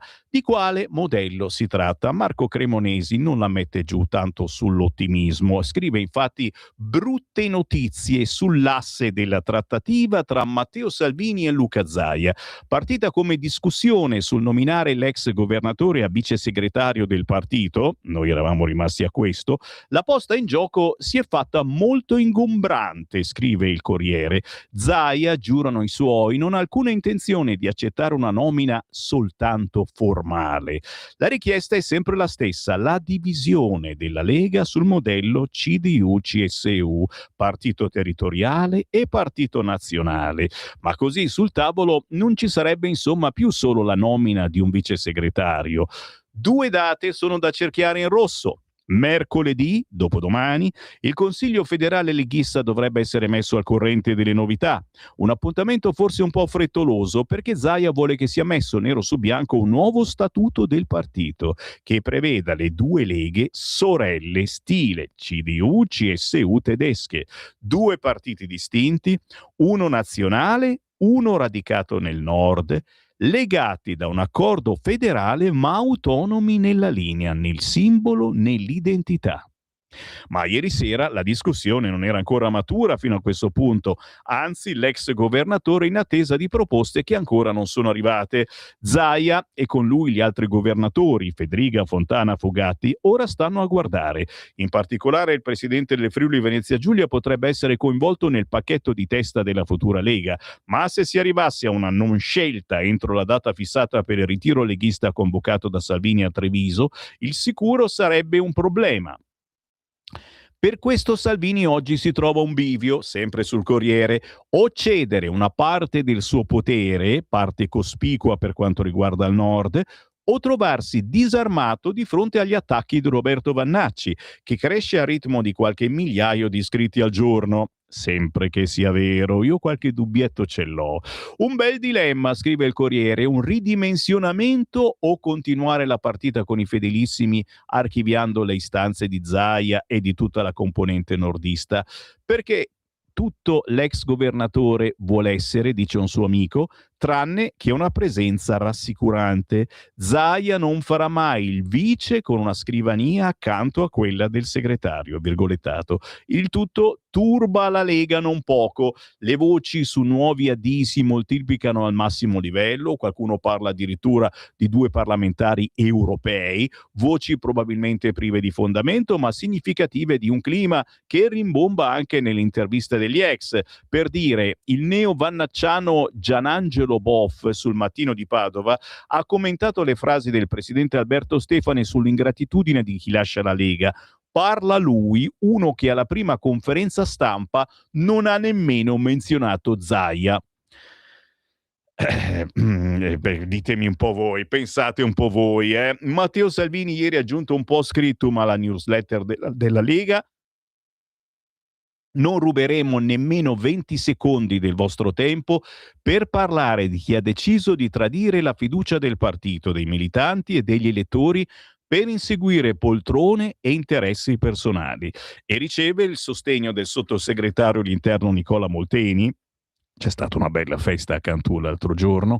La Lega non mollerà mai. Alla faccia di traditori e voltagabbana, noi continuiamo a difendere famiglie e imprese, lavoratori, giovani e pensionati, a lottare per la sicurezza delle nostre città e a contrastare l'immigrazione clandestina di massa che genera caporalato, sfruttamento e criminalità. Con la Lega e con Salvini, sempre. Così il quotidiano Il Corriere, tra chiaroscuri e tra decisioni che non sono state ancora prese, e quindi addirittura ce la mette giù male il Corriere dicendo brutte notizie sull'asse della trattativa tra Matteo Salvini e Luca Zaia. Le brutte notizie sono che non ci sono notizie, per il Corriere sono brutte, e va bene. Giriamo la pagina. Il test dei ballottaggi cala l'affluenza, ricordiamo che si può votare per i ballottaggi questo lunedì è fino alle 15, per cui io fossi in voi, un messaggino a qualche parente o amico che si trova ad esempio a Lecco o a Legnano, per chiedergli: oh, mi raccomando, 5 minuti per votare, trovali, perché altrimenti lo sappiamo come finisce, semplicemente vince o rivince la sinistra. La Salis chi in questo caso? Che è proprio Silvia Salis, perché c'è anche quell'altra europarlamentare, in questo caso la sindaca di Genova, chiede argomenti prestabiliti per la conferenza stampa. Argomenti prestabiliti e solo su Genova, così Salis blinda la conferenza stampa. Polemiche per le regole sulle domande dei giornalisti. Il centrodestra attacca. 2 sole domande a testa, indicazione in via preventiva degli argomenti che si devono trattare. Mancano ancora 2 giorni alla conferenza stampa indetta dalla sindaca Silvia Salis per tirare un bilancio a un anno dalla sua elezione a Genova, ma già infuriano le polemiche perché a qualcuno le modalità scelte non sono affatto piaciute e ha gridato alla censura. Qua mi fermo certamente, ma è interessante. Non ci sono motivazioni, ecco, sembra che abbia paura, punto di domanda. A voi l'ardua sentenza. Sempre sul Corriere, anche qui la brutta cronaca, ragazzi, la vicenda della modella aggredita e picchiata. Cerco il ragazzo che mi ha salvata. Quindi non quella che mi ha picchiata, ma quello che mi ha salvato. È successo in pieno giorno a Milano. L'appello della trentenne, un eroe, sono viva grazie a lui. Senza il suo intervento non so cosa mi sarebbe successo, mi piacerebbe incontrarlo, almeno sapere il suo nome. Gli devo molto e vorrei ringraziarlo per quello che ha fatto, è stato un gesto straordinario, davvero eroe. a più di 48 ore dall'aggressione che sarebbe venuta in via Livenza, nella zona di Porta Romana a Milano, l'appello di Anna Aksamit non ha ancora trovato risposta. La modella polacca, 30 anni, laureata anche in chimica, che è in città, è arrivata per lavoro e ci vive stabilmente da settembre, continua a cercare il giovane che venerdì pomeriggio sarebbe intervenuto per salvarla da 6 o 7 uomini, affrontandoli da solo e permettendole di mettersi in salvo. Finora quel che è certo, in attesa delle indagini, è che il suo volto, la ragazza porta ancora i segni della violenza sul suo volto, un vistoso ematoma all'occhio destro che continua a gonfiarsi. Subito dopo l'aggressione, sotto shock, ha preferito rifugiarsi nel suo appartamento a pochi metri dal luogo della violenza senza andare al pronto soccorso. Sembra incredibile, ragazzi miei. Cosa ci possiamo fare? Qualcosa si può fare. Chi erano questi? Avete qualche dubbio? Scrivetemi al 340 67 09 659. Il Fatto Quotidiano insiste con il caso Minetti. In prima pagina i racconti di Graziella in audio in chat prima del dietrofront. Quindi Travaglio dice: abbiamo gli audio di questa testimone che, spaventata e lasciata sola, ha ritrattato dinanzi a un notaio. E quindi, insomma, si mette in dubbio lo scoop è che effettivamente il Fatto Quotidiano dice di aver fatto e tutti lo abbiamo seguito. Per settimane. Andiamo sul quotidiano Il Giornale. Prove di Superbanca, titolo principale, ma quello che ci interessa a noi è la pagina 10. L'Emilia Rossa sottomessa, l'infiltrazione musulmana, il modello Modena, moschee immigrati e i Jazi che ci attacca. Io perseguitato. Questo filo Hamas ha incontrato 5 scuole nella città colpita dall'attentato, Modena. Ora prova a difendersi accusando il Giornale. Fratelli d'Italia, fare luce sulla vicenda. Giulia Sorrentino solo sul quotidiano Il Giornale. I bambini che a Modena hanno cantato Free Free Palestine davanti a un soggetto indagato per terrorismo purtroppo non rappresentano un unicum nel cosiddetto modello Emilia-Romagna. Ma nonostante il caso abbia provocato una dura reazione da parte della politica, alla lamentarsi è proprio Ijazi, l'indagato dalla procura di Genova in quanto storico braccio destro di Mohamed Hanun. Ha parlato ai microfoni dell'Ansa accusando il quotidiano Il Giornale di voler macchiare i palestinesi. Un fatto gravissimo per cui il ministro dell'istruzione Giuseppe Valditara ha immediatamente chiesto che venissero fatti gli accertamenti per comprendere quali siano state le dinamiche. Ma Isaci definisce questa una polemica assurda creata sul nulla, senza nessuna argomentazione. Sono sicuro che la mia posizione sarà archiviata. Non permetterò mai a nessuno di usare il mio nome per attaccare i politici, per infangare chi mi incontra, eccetera, eccetera, eccetera. E a intervenire sul caso che vede la strumentalizzazione dei bambini è stato anche il senatore Barcaiuolo, coordinatore regionale di Fratelli d'Italia in Emilia-Romagna. Depositerò un'interrogazione parlamentare al ministro dell'istruzione affinché venga fatta piena luce sulla vicenda che vede coinvolte alcune scuole modenesi. Le ricostruzioni delineano un quadro che impone la massima attenzione istituzionale e per questo seguirò personalmente ogni sviluppo fino a quando tutti gli aspetti della vicenda non saranno chiariti. Staremo a vedere. Taglio basso. Il piccolo Pride per i bimbi. Benedetto dalla giunta Dem, minori a lezione di erotismo. E da Modena adesso andiamo a Budrio, in provincia di Bologna.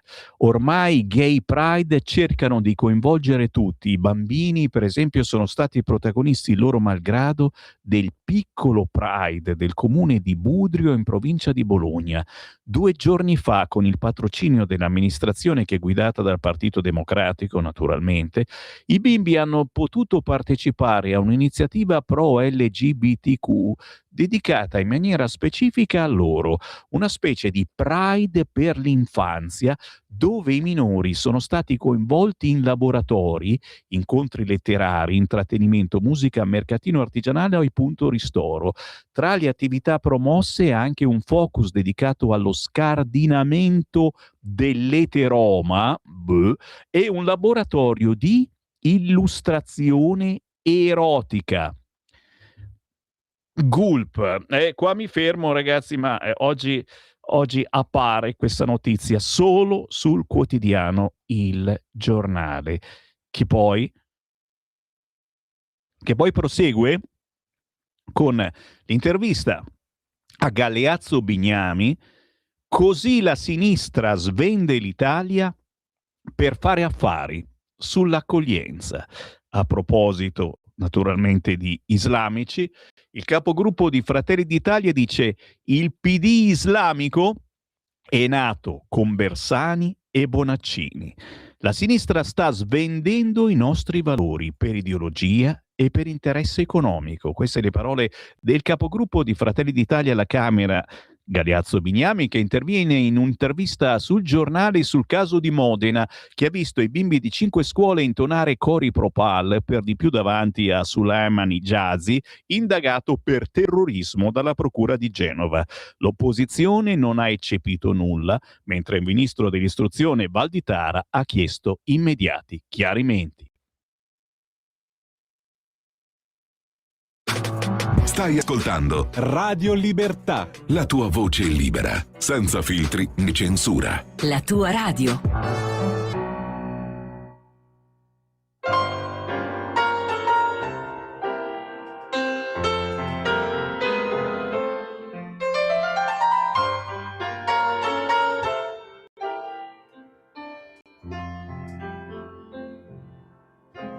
Come sei bella, più bella stasera, Mariù.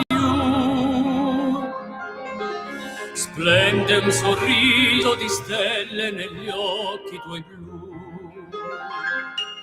Anche se avverso il destino domani sarà, oggi ti sono vicino perché sospirar, non pensar.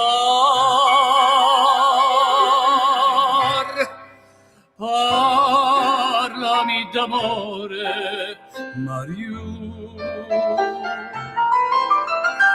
Tutta la mia vita sei tu. Gli occhi tuoi belli brillano, fiamme di sogno scintillano. Dimmi che illusione non è, dimmi che sei tutta per me. Qui sul tuo cor non soffro più, parlami d'amore, Mario.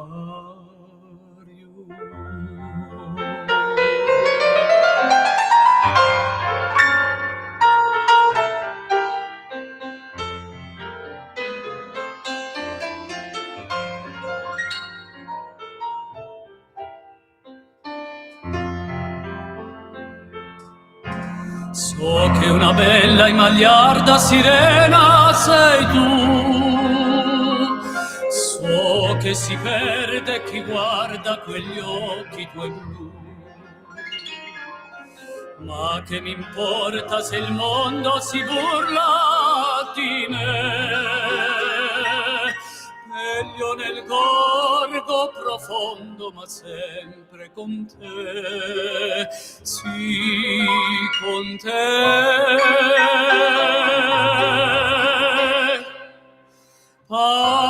Parlami d'amore, Mariù. Tutta la mia vita sei tu. gli occhi tuoi belli brillano, fiamme di sogno scintillano. Dimmi che illusione non è, dimmi che sei tutta per me. Qui sul tuo cor non soffro più, parlami d'amore,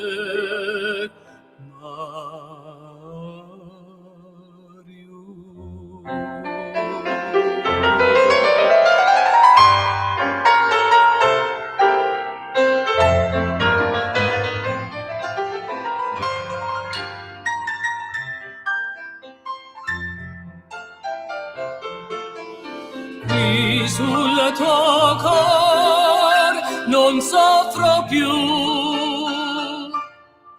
parlami d'amore, parlami d'amore, parlami d'amore,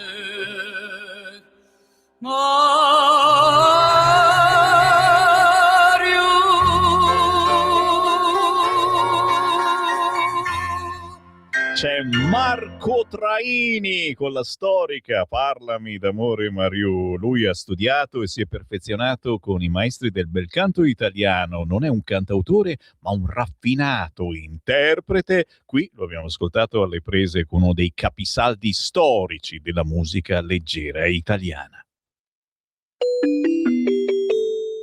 Qui Parlamento. Buona mattinata al capogruppo della Lega alla Camera, onorevole Riccardo Molinari, buongiorno.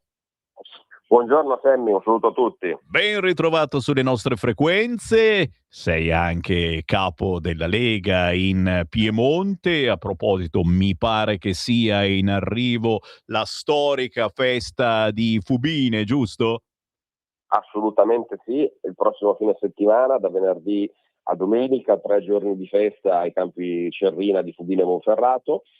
Io sarò presente il sabato e la domenica, ma insomma sarà come sempre una delle feste più importanti, insomma, che facciamo non solo in Piemonte, ma direi a livello nazionale, sempre molto partecipata, molto ampia, si mangia bene, ci si diverte, si sta in compagnia, quindi invito tutti a fare un passo. Assolutamente sì, signori, per tornare a parlare di territorio, per tornare a parlare con i leghisti, quelli veri, e perdonami, io mi sono messo, adesso mi alzo in piedi, mi rifaccio vedere, pantaloni verdi fosforescenti, occhiali verdi targati Lega Marche, questa è una roba storica, no? Maglietta di Radio Libertà, oggi sono in perfetta uniforme per tornare a fare le battaglie territoriali che la Lega non ha mai smesso di fare, ma che sono passate un po' in silenzio da parte dei giornaloni.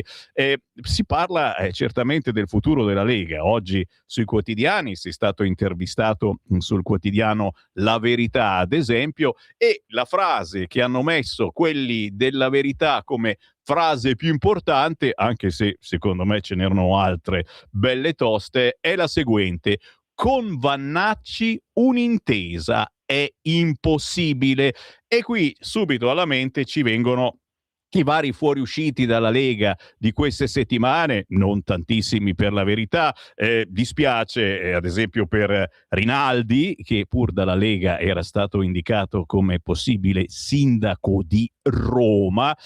E qui tutti restiamo male, anche perché ti parlo per me, io ho voluto bene a tantissimi amici della Lega che se ne sono andati via, li vogliamo bene, con Vannacci certamente una persona che riesce a trasmettere carisma, che però, e su questo devo darti ragione, tu fin dall'inizio ce l'hai fatto capire anche in queste telefonate in diretta, non era della Lega, con la Lega non c'entrava assolutamente nulla, anzi portava avanti e porta avanti il famoso centralismo che la Lega da sempre combatte. Dimmi se sbaglio, Riccardo. Ma no, hai perfettamente, cioè, mi sembra assolutamente evidente, come giustamente dici, io l'ho sempre detto anche quando Vannacci è stato fatto entrare nella Lega, che mi sentivo molto distante dalle cose che diceva. Poi capisco il tentativo di cercare di portare una persona che aveva comunque un seguito, incanalarlo in un percorso democratico all'interno del partito, però anche perché insomma diciamo che nel partito abbiamo sempre avuto qualche esponente magari che tirava più a destra, quindi diciamo che un esponente magari che tira un po' più a destra poteva anche starci in un'ottica di squadra, ma il problema è che quell'uomo lì ha dimostrato di non saper fare squadra, ha dimostrato di aver usato il partito come un taxi, ha preso in giro i militanti della Lega, chi gli ha fatto la campagna elettorale, chi l'ha votato, e ha delle idee che sono antitetiche con la Lega, perché come giustamente dicevi te, uno che è inneggia la 10ª Mas, fa riferimenti costanti al fascismo, è un estremista di destra e soprattutto ha detto di essere uscito dalla Lega perché non condivide le politiche della Lega e di questo governo di centrodestra. Allora insomma è evidente che il suo scopo è parlare con la retorica dell'estrema destra, ma in realtà essere il miglior alleato della Schlein di Conte. Cioè questo sta facendo Vannacci. L'operazione Vannacci è un'operazione fatta per cercare di far perdere il centrodestra alle prossime elezioni. E i colleghi, ripeto, per alcuni dispiace anche a me, che hanno diciamo un certo coraggio a passare da un partito autonomista, federalista, nato come Lega Nord, e adesso passano con uno che appunto, ripeto, inneggia la 10ª Mas, fa riferimenti al Duce, auguri a guardarsi allo specchio la mattina, cioè bisogna avere un bello stomaco. Poi capisco che diciamo la paura di non essere rieletti o ricandidati fa fare delle cose strane, e capisco anche che lui sta facendo su di tutto, Vannacci, per cercare, per uno scopo, cioè cercare di fare un gruppo parlamentare e ottenere i fondi pubblici, cioè questa è la grande operazione che sta facendo, perché sottrarre parlamentari agli altri gruppi sono operazioni di palazzo, cioè quelle che lui a parole nelle piazze ripudia, e in realtà di Vannacci ne parliamo solo per le operazioni di palazzo, perché avete sentito una qualche idea, una qualche proposta che non sia attaccare la Lega o portarci via i parlamentari in questi mesi? Io no. Cioè ogni volta che parla attacca la Lega, i suoi parlamentari che erano nostri ex parlamentari, non fanno altro che attaccare i loro ex colleghi. E qual è il gioco? Il gioco è lavorare per la sinistra, cercare di far vincere la sinistra alle prossime elezioni, nonostante si ammanti di una simbologia, di una retorica di estrema destra. Cioè mi sembra proprio chiaro quello che sta facendo, ed è incompatibile però per le cose che dice con i nostri valori. Io la vedo così, l'ho sempre vista così. Certo, significa poi per chi è passato con Vannacci rimangiarsi decine e decine di anni di battaglie per il territorio, per l'autonomia, per il federalismo, le macro regioni, tutto un universo di proposte e date e portate dall'amore per il territorio che nel partito di Vannacci non esiste assolutamente più.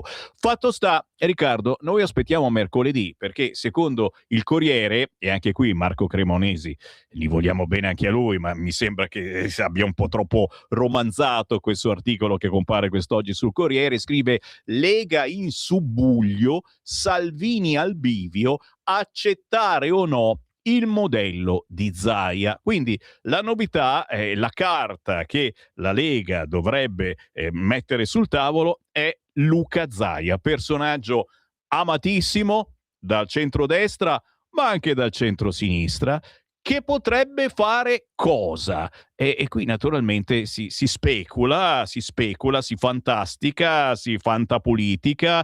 Cosa potrebbe accadere, Riccardo? Ma io non lo so, perché sono giorni che si legge sui giornali di questa riorganizzazione, di cosa far fare a Zaia, vice segretario, fare una struttura all'interno del partito che si occupi del Nord, andare da gestire a Zaia segretario unico, una segreteria politica con dentro Zaia. Onestamente non lo so. Io credo che Zaia sia una grande risorsa, infatti mi hanno fatto anche una domanda sulla Verità, su questa presunta resa dei conti. Io credo che non ci debba essere nessuna resa dei conti. Io credo che Zaia vada solo ringraziato, perché se in Veneto abbiamo fatto il 36%, il merito è palesemente soprattutto di Zaia, cioè c'è poco da discutere su questo, no? E quindi Zaia ha governato bene il Veneto per 15 anni ed è stato, diciamo, il motore che ci ha portato a una vittoria clamorosa, inaspettata in quelle percentuali oggettivamente a novembre. Che Salvini lo voglia in qualche modo quindi valorizzare e inglobare, dandogli un ruolo a livello nazionale, mi sembra più che giusto, come questo avverrà, onestamente io non lo so, cioè non so che trattative sta facendo Zaia con Salvini, che discussioni ci sono, avremo un direttivo federale mercoledì.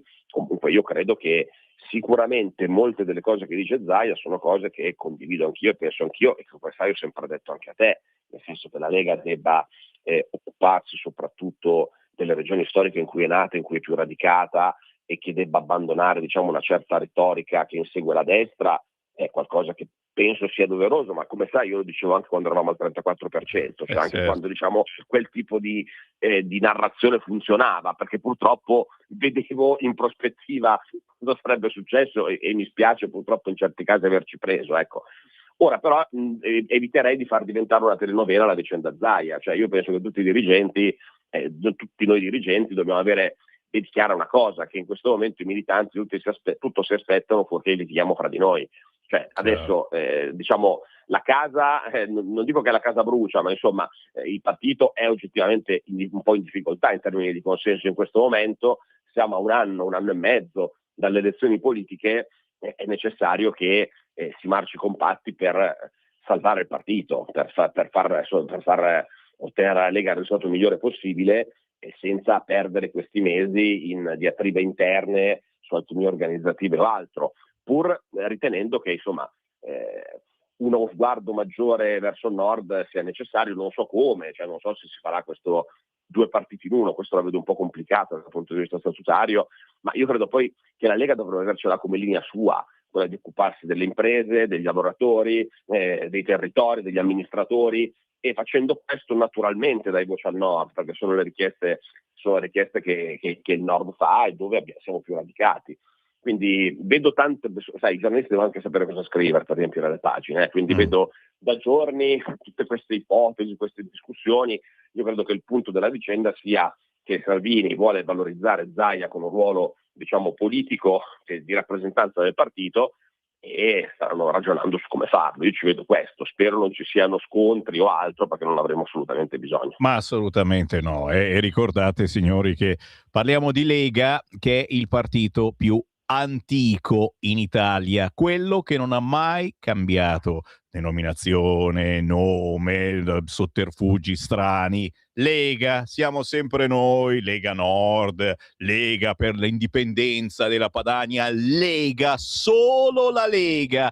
E questo non piace a moltissimi, è assolutamente no. E vedete quanti poi si sono camuffati passando di qua, facendo un giro in Forza Italia, e poi allora andiamo con Vannacci, anche se prima no, Vannacci non ha le mie idee, cioè si chiama coerenza. La Lega è coerente, i personaggi della Lega con cui noi parliamo, primo fra tutti il Molinari che abbiamo lunedì, che è capogruppo della Lega alla Camera e capo della Lega in Piemonte, sono della Lega, sono leghisti, e molti di voi che ci state ascoltando siete leghisti e non dovete farvi trascinare in altre avventure che poco sanno di Lega, se non far sorridere chiaramente la sinistra e magari anche qualche altro alleato. Chiudiamo la parentesi, mi scuso con Molinari chiaramente se abbiamo tergiversato su questo, ma è un po' anche la chiacchierata che facciamo quotidianamente sulla nostra radio. Mangiamo pane e politica, facciamo colazione mangiando politica inzuppata nel caffè latte. E cosa succede questa settimana in Parlamento? Anche perché siamo ormai agli sgoccioli, è vero Riccardo? Questa settimana in Parlamento c'è un provvedimento molto importante che è quello che ho fatto il 1° maggio, il cosiddetto salario giusto, quello che prevede tutta una serie di incentivi per stabilizzare i contratti di lavoro a determinate categorie, e sono tutti incentivi che in varie forme sono già stati erogati e che ci hanno portato a essere oggi il paese con il tasso di occupazione migliore e il tasso di disoccupazione più basso a livello europeo. Quindi questi sono incentivi che le aziende potranno utilizzare per stabilizzare i lavoratori, e c'è una novità, che i lavoratori stabilizzati in questo modo dovranno avere un salario che sia di fatto la media dei salari dei contratti maggiormente rappresentativi. Questo cosa significa? Significa di fatto fare quel salario minimo di cui la sinistra tanto parla, ma fatto in maniera giusta, cioè non sottraendo potere alla contrattazione collettiva, ma garantendo un salario dignitoso, figlio della contrattazione tra le parti, senza mettere per legge una cifra. Questo è, diciamo, il meccanismo di questo provvedimento che è molto importante. Oltre a questo ci saranno poi le comunicazioni della Presidente Meloni in vista del Consiglio europeo, queste saranno giovedì mattina, e quindi sentiremo che cosa ci dirà su quella che è la situazione italiana, ma soprattutto internazionale. E noi naturalmente seguiremo i lavori in Parlamento con le nostre quotidiane finestre, la mattina, il pomeriggio e la sera. Grazie all'onorevole Riccardo Molinari, buon lavoro! Grazie Sembi, un saluto a tutti gli ascoltatori. Qui Parlamento. E qui la voce di Sammy Varin. Urchi quanti WhatsApp al 340 6709 659. Ciao Sammy, sono d'accordo con Zaia. La Lega deve tornare al nord e alle origini se vuole recuperare consensi. Questa mattina non sei stato molto corretto dicendo che Futuro Nazionale è un covo di fascisti. Ti stai allineando alla sinistra che grida sempre ai fascisti. Mi dispiace, anche perché molti hanno seguito Vannacci. Beh, chiaramente mica che dico tutti che quelli che hanno seguito Vannacci sono dei fascisti. Chiaro che la sensazione è che si punti da quella parte, poi per fortuna molti ci sono passati semplicemente perché rappresenta il nuovo. Basta Sammy parlare di tradimento, penso che più traditori della Lega non ce ne siano, scrive Ferdinando da Verona, che comunque sappiamo da che parte sta. Fa tutto talmente schifo che c'è da rimpiangere il fascismo e le sue squadracce per l'ordine e la disciplina. Gianluca, allora vai con Vannacci, è l'unica soluzione. Buongiorno, si sta parlando di queste persone che fanno quello che vogliono, stuprano, picchiano e altro, visto che uccidono nutri e lupi eccetera perché sono troppi. Dobbiamo fare la stessa cosa con loro, perché questi non sono esseri inutili, dobbiamo anche mantenerli. No, ucciderli no, ma un po' di remigrazione, che ne dite? 340 6709 659. Chiaro che se si fa una proposta del genere bisogna farla bene, non inneggiando a ordine e disciplina o a certi atteggiamenti fascisti, perché altrimenti ti bloccheranno immediatamente da sinistra e dall'Europa, ok? Pagina 16, quotidiano Il Giornale, intervista a Roberto Formigoni. Volto nuovo della politica, no, decisamente, però ragazzi potrebbe avere un futuro.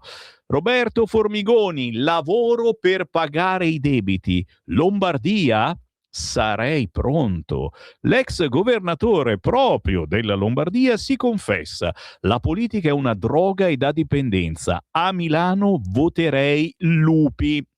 Roberto Formigoni oggi ha 79 anni, ha una carriera politica brillantissima, durata più di 40 anni, interrotta da una vicenda giudiziaria incredibile e ingiusta che lo ha penalizzato e costretto a ritirarsi. Ora è di nuovo libero, pienamente libero, il suo semestre bianco è durato più di un decennio.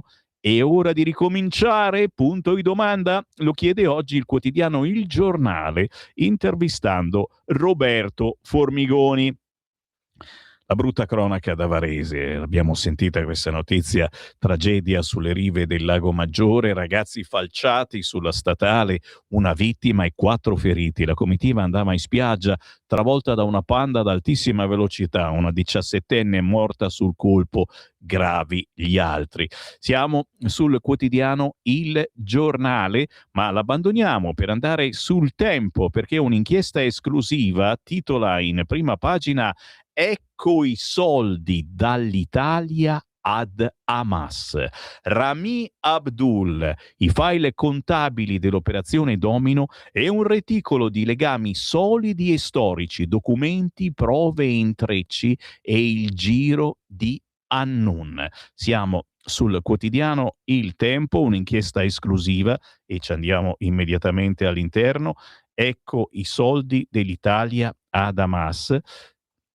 Ecco Rami, i file contabili dell'operazione Domino, un reticolo di legami solidi e storici, documenti e prove nell'indagine che ha portato a 9 arresti e al sequestro di 8 milioni, documentati tra gli altri trasferimenti per oltre 2 milioni di dollari verso Obama al-Isawi, già ministro a Gaza. Signori, 2 paginoni solo sul quotidiano Il Tempo, che poi rinnova l'allarme sicurezza. Da Modena a Roma il crimine parla straniero, ma guai a dirlo. Solo negli ultimi 15 giorni 10 fatti orripilanti di cronaca ad opera di immigrati. Il triste copione non cambia, lo dimostrano anche i fatti di Parigi, l'assurda morte del giovane inglese Harry Novak. Ne parla oggi il quotidiano Il Tempo, a pagina 2 e 3.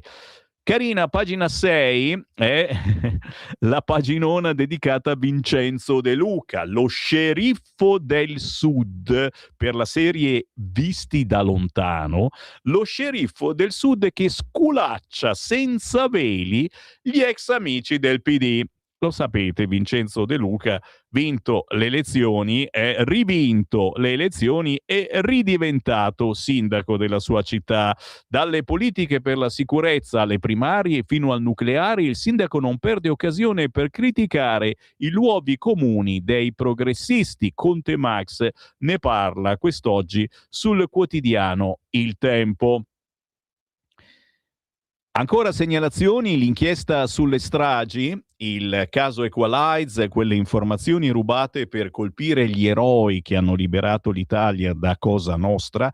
Ecco l'archivio sottratto allo Stato per tenere sulla graticola Mori, il generale indagato per non aver impedito il piano stragista dei feroci corleonesi. 9 omissis in 5 pagine, solo uno dei dettagli del decreto con cui è stata archiviata l'inchiesta della Procura di Firenze verso Dell'Utri. La strana tesi investigativa, quegli elementi mancanti per collegare la stagione delle bombe del 93-94 alla nascita di Forza Italia. Se vi interessa, ne parla quest'oggi del generale Mori, a pagina 7, il quotidiano Il Tempo. Una scomoda verità. Per la sinistra i CPR sono dei lager in cui vengono confinati immigrati che sono irregolari. Il titolo del Tempo a pagina 8 è Città più sicure grazie ai CPR.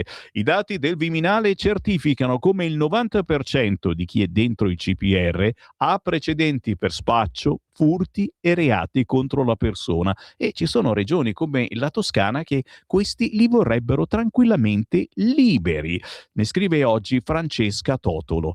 Per la sinistra i centri di permanenza per il rimpatrio, i famosi CPR, sono lager dove vengono confinati immigrati che hanno come unica colpa quella di essere irregolari sul territorio nazionale, ma basta analizzare i dati del Viminale diffusi lo scorso 28 maggio per smentire tale narrazione. Nei CPR il 90% degli immigrati trattenuti ha precedenti per spaccio di droga, spesso in forma organizzata, il 30% per furti e rapine, il 33% per porto abusivo d'armi, ben il 25% è stato condannato per reati contro la persona, tra cui violenza sessuale anche su minori, omicidio, lesioni. Quindi la stragrande maggioranza degli immigrati non è solo irregolare, ma ha carichi penali gravi ed è stato trasferito in uno dei CPR presenti in Italia dopo essere ritenuto pericoloso per la sicurezza nazionale.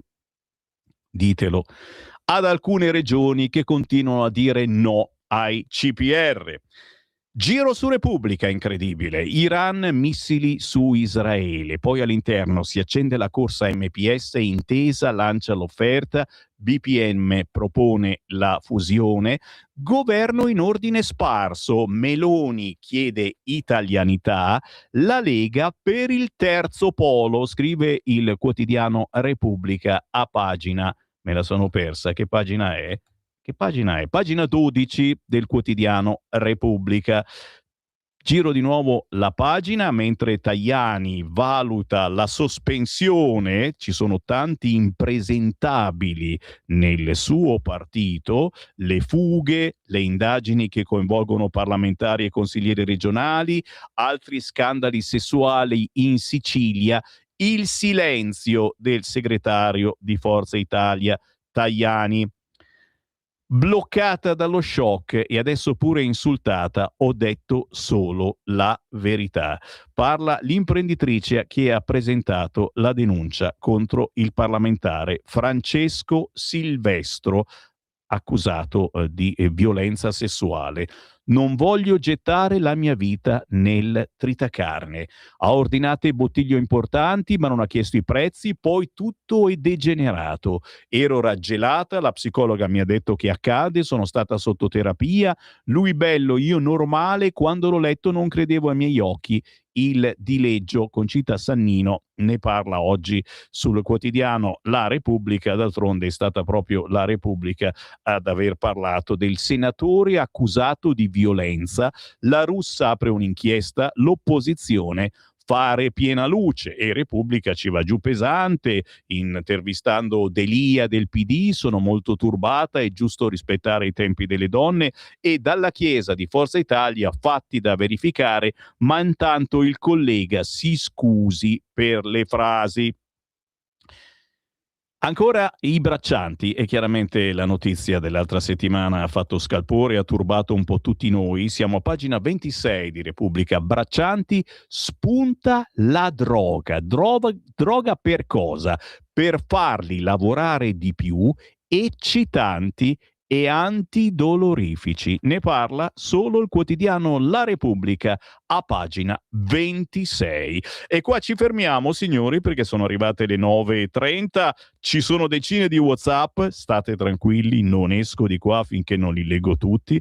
Ci ritroviamo alle ore 11 con la musica indipendente. Oggi intervistiamo Joanna Paolinelli con sua figlia Grace Cuomo, finaliste di Io Canto Family su Canale 5, ma soprattutto, naturalmente, avremo modo di leggere tutti i vostri WhatsApp arrivati, siete ancora in tempo, al 340 67 09 659. A più tardi.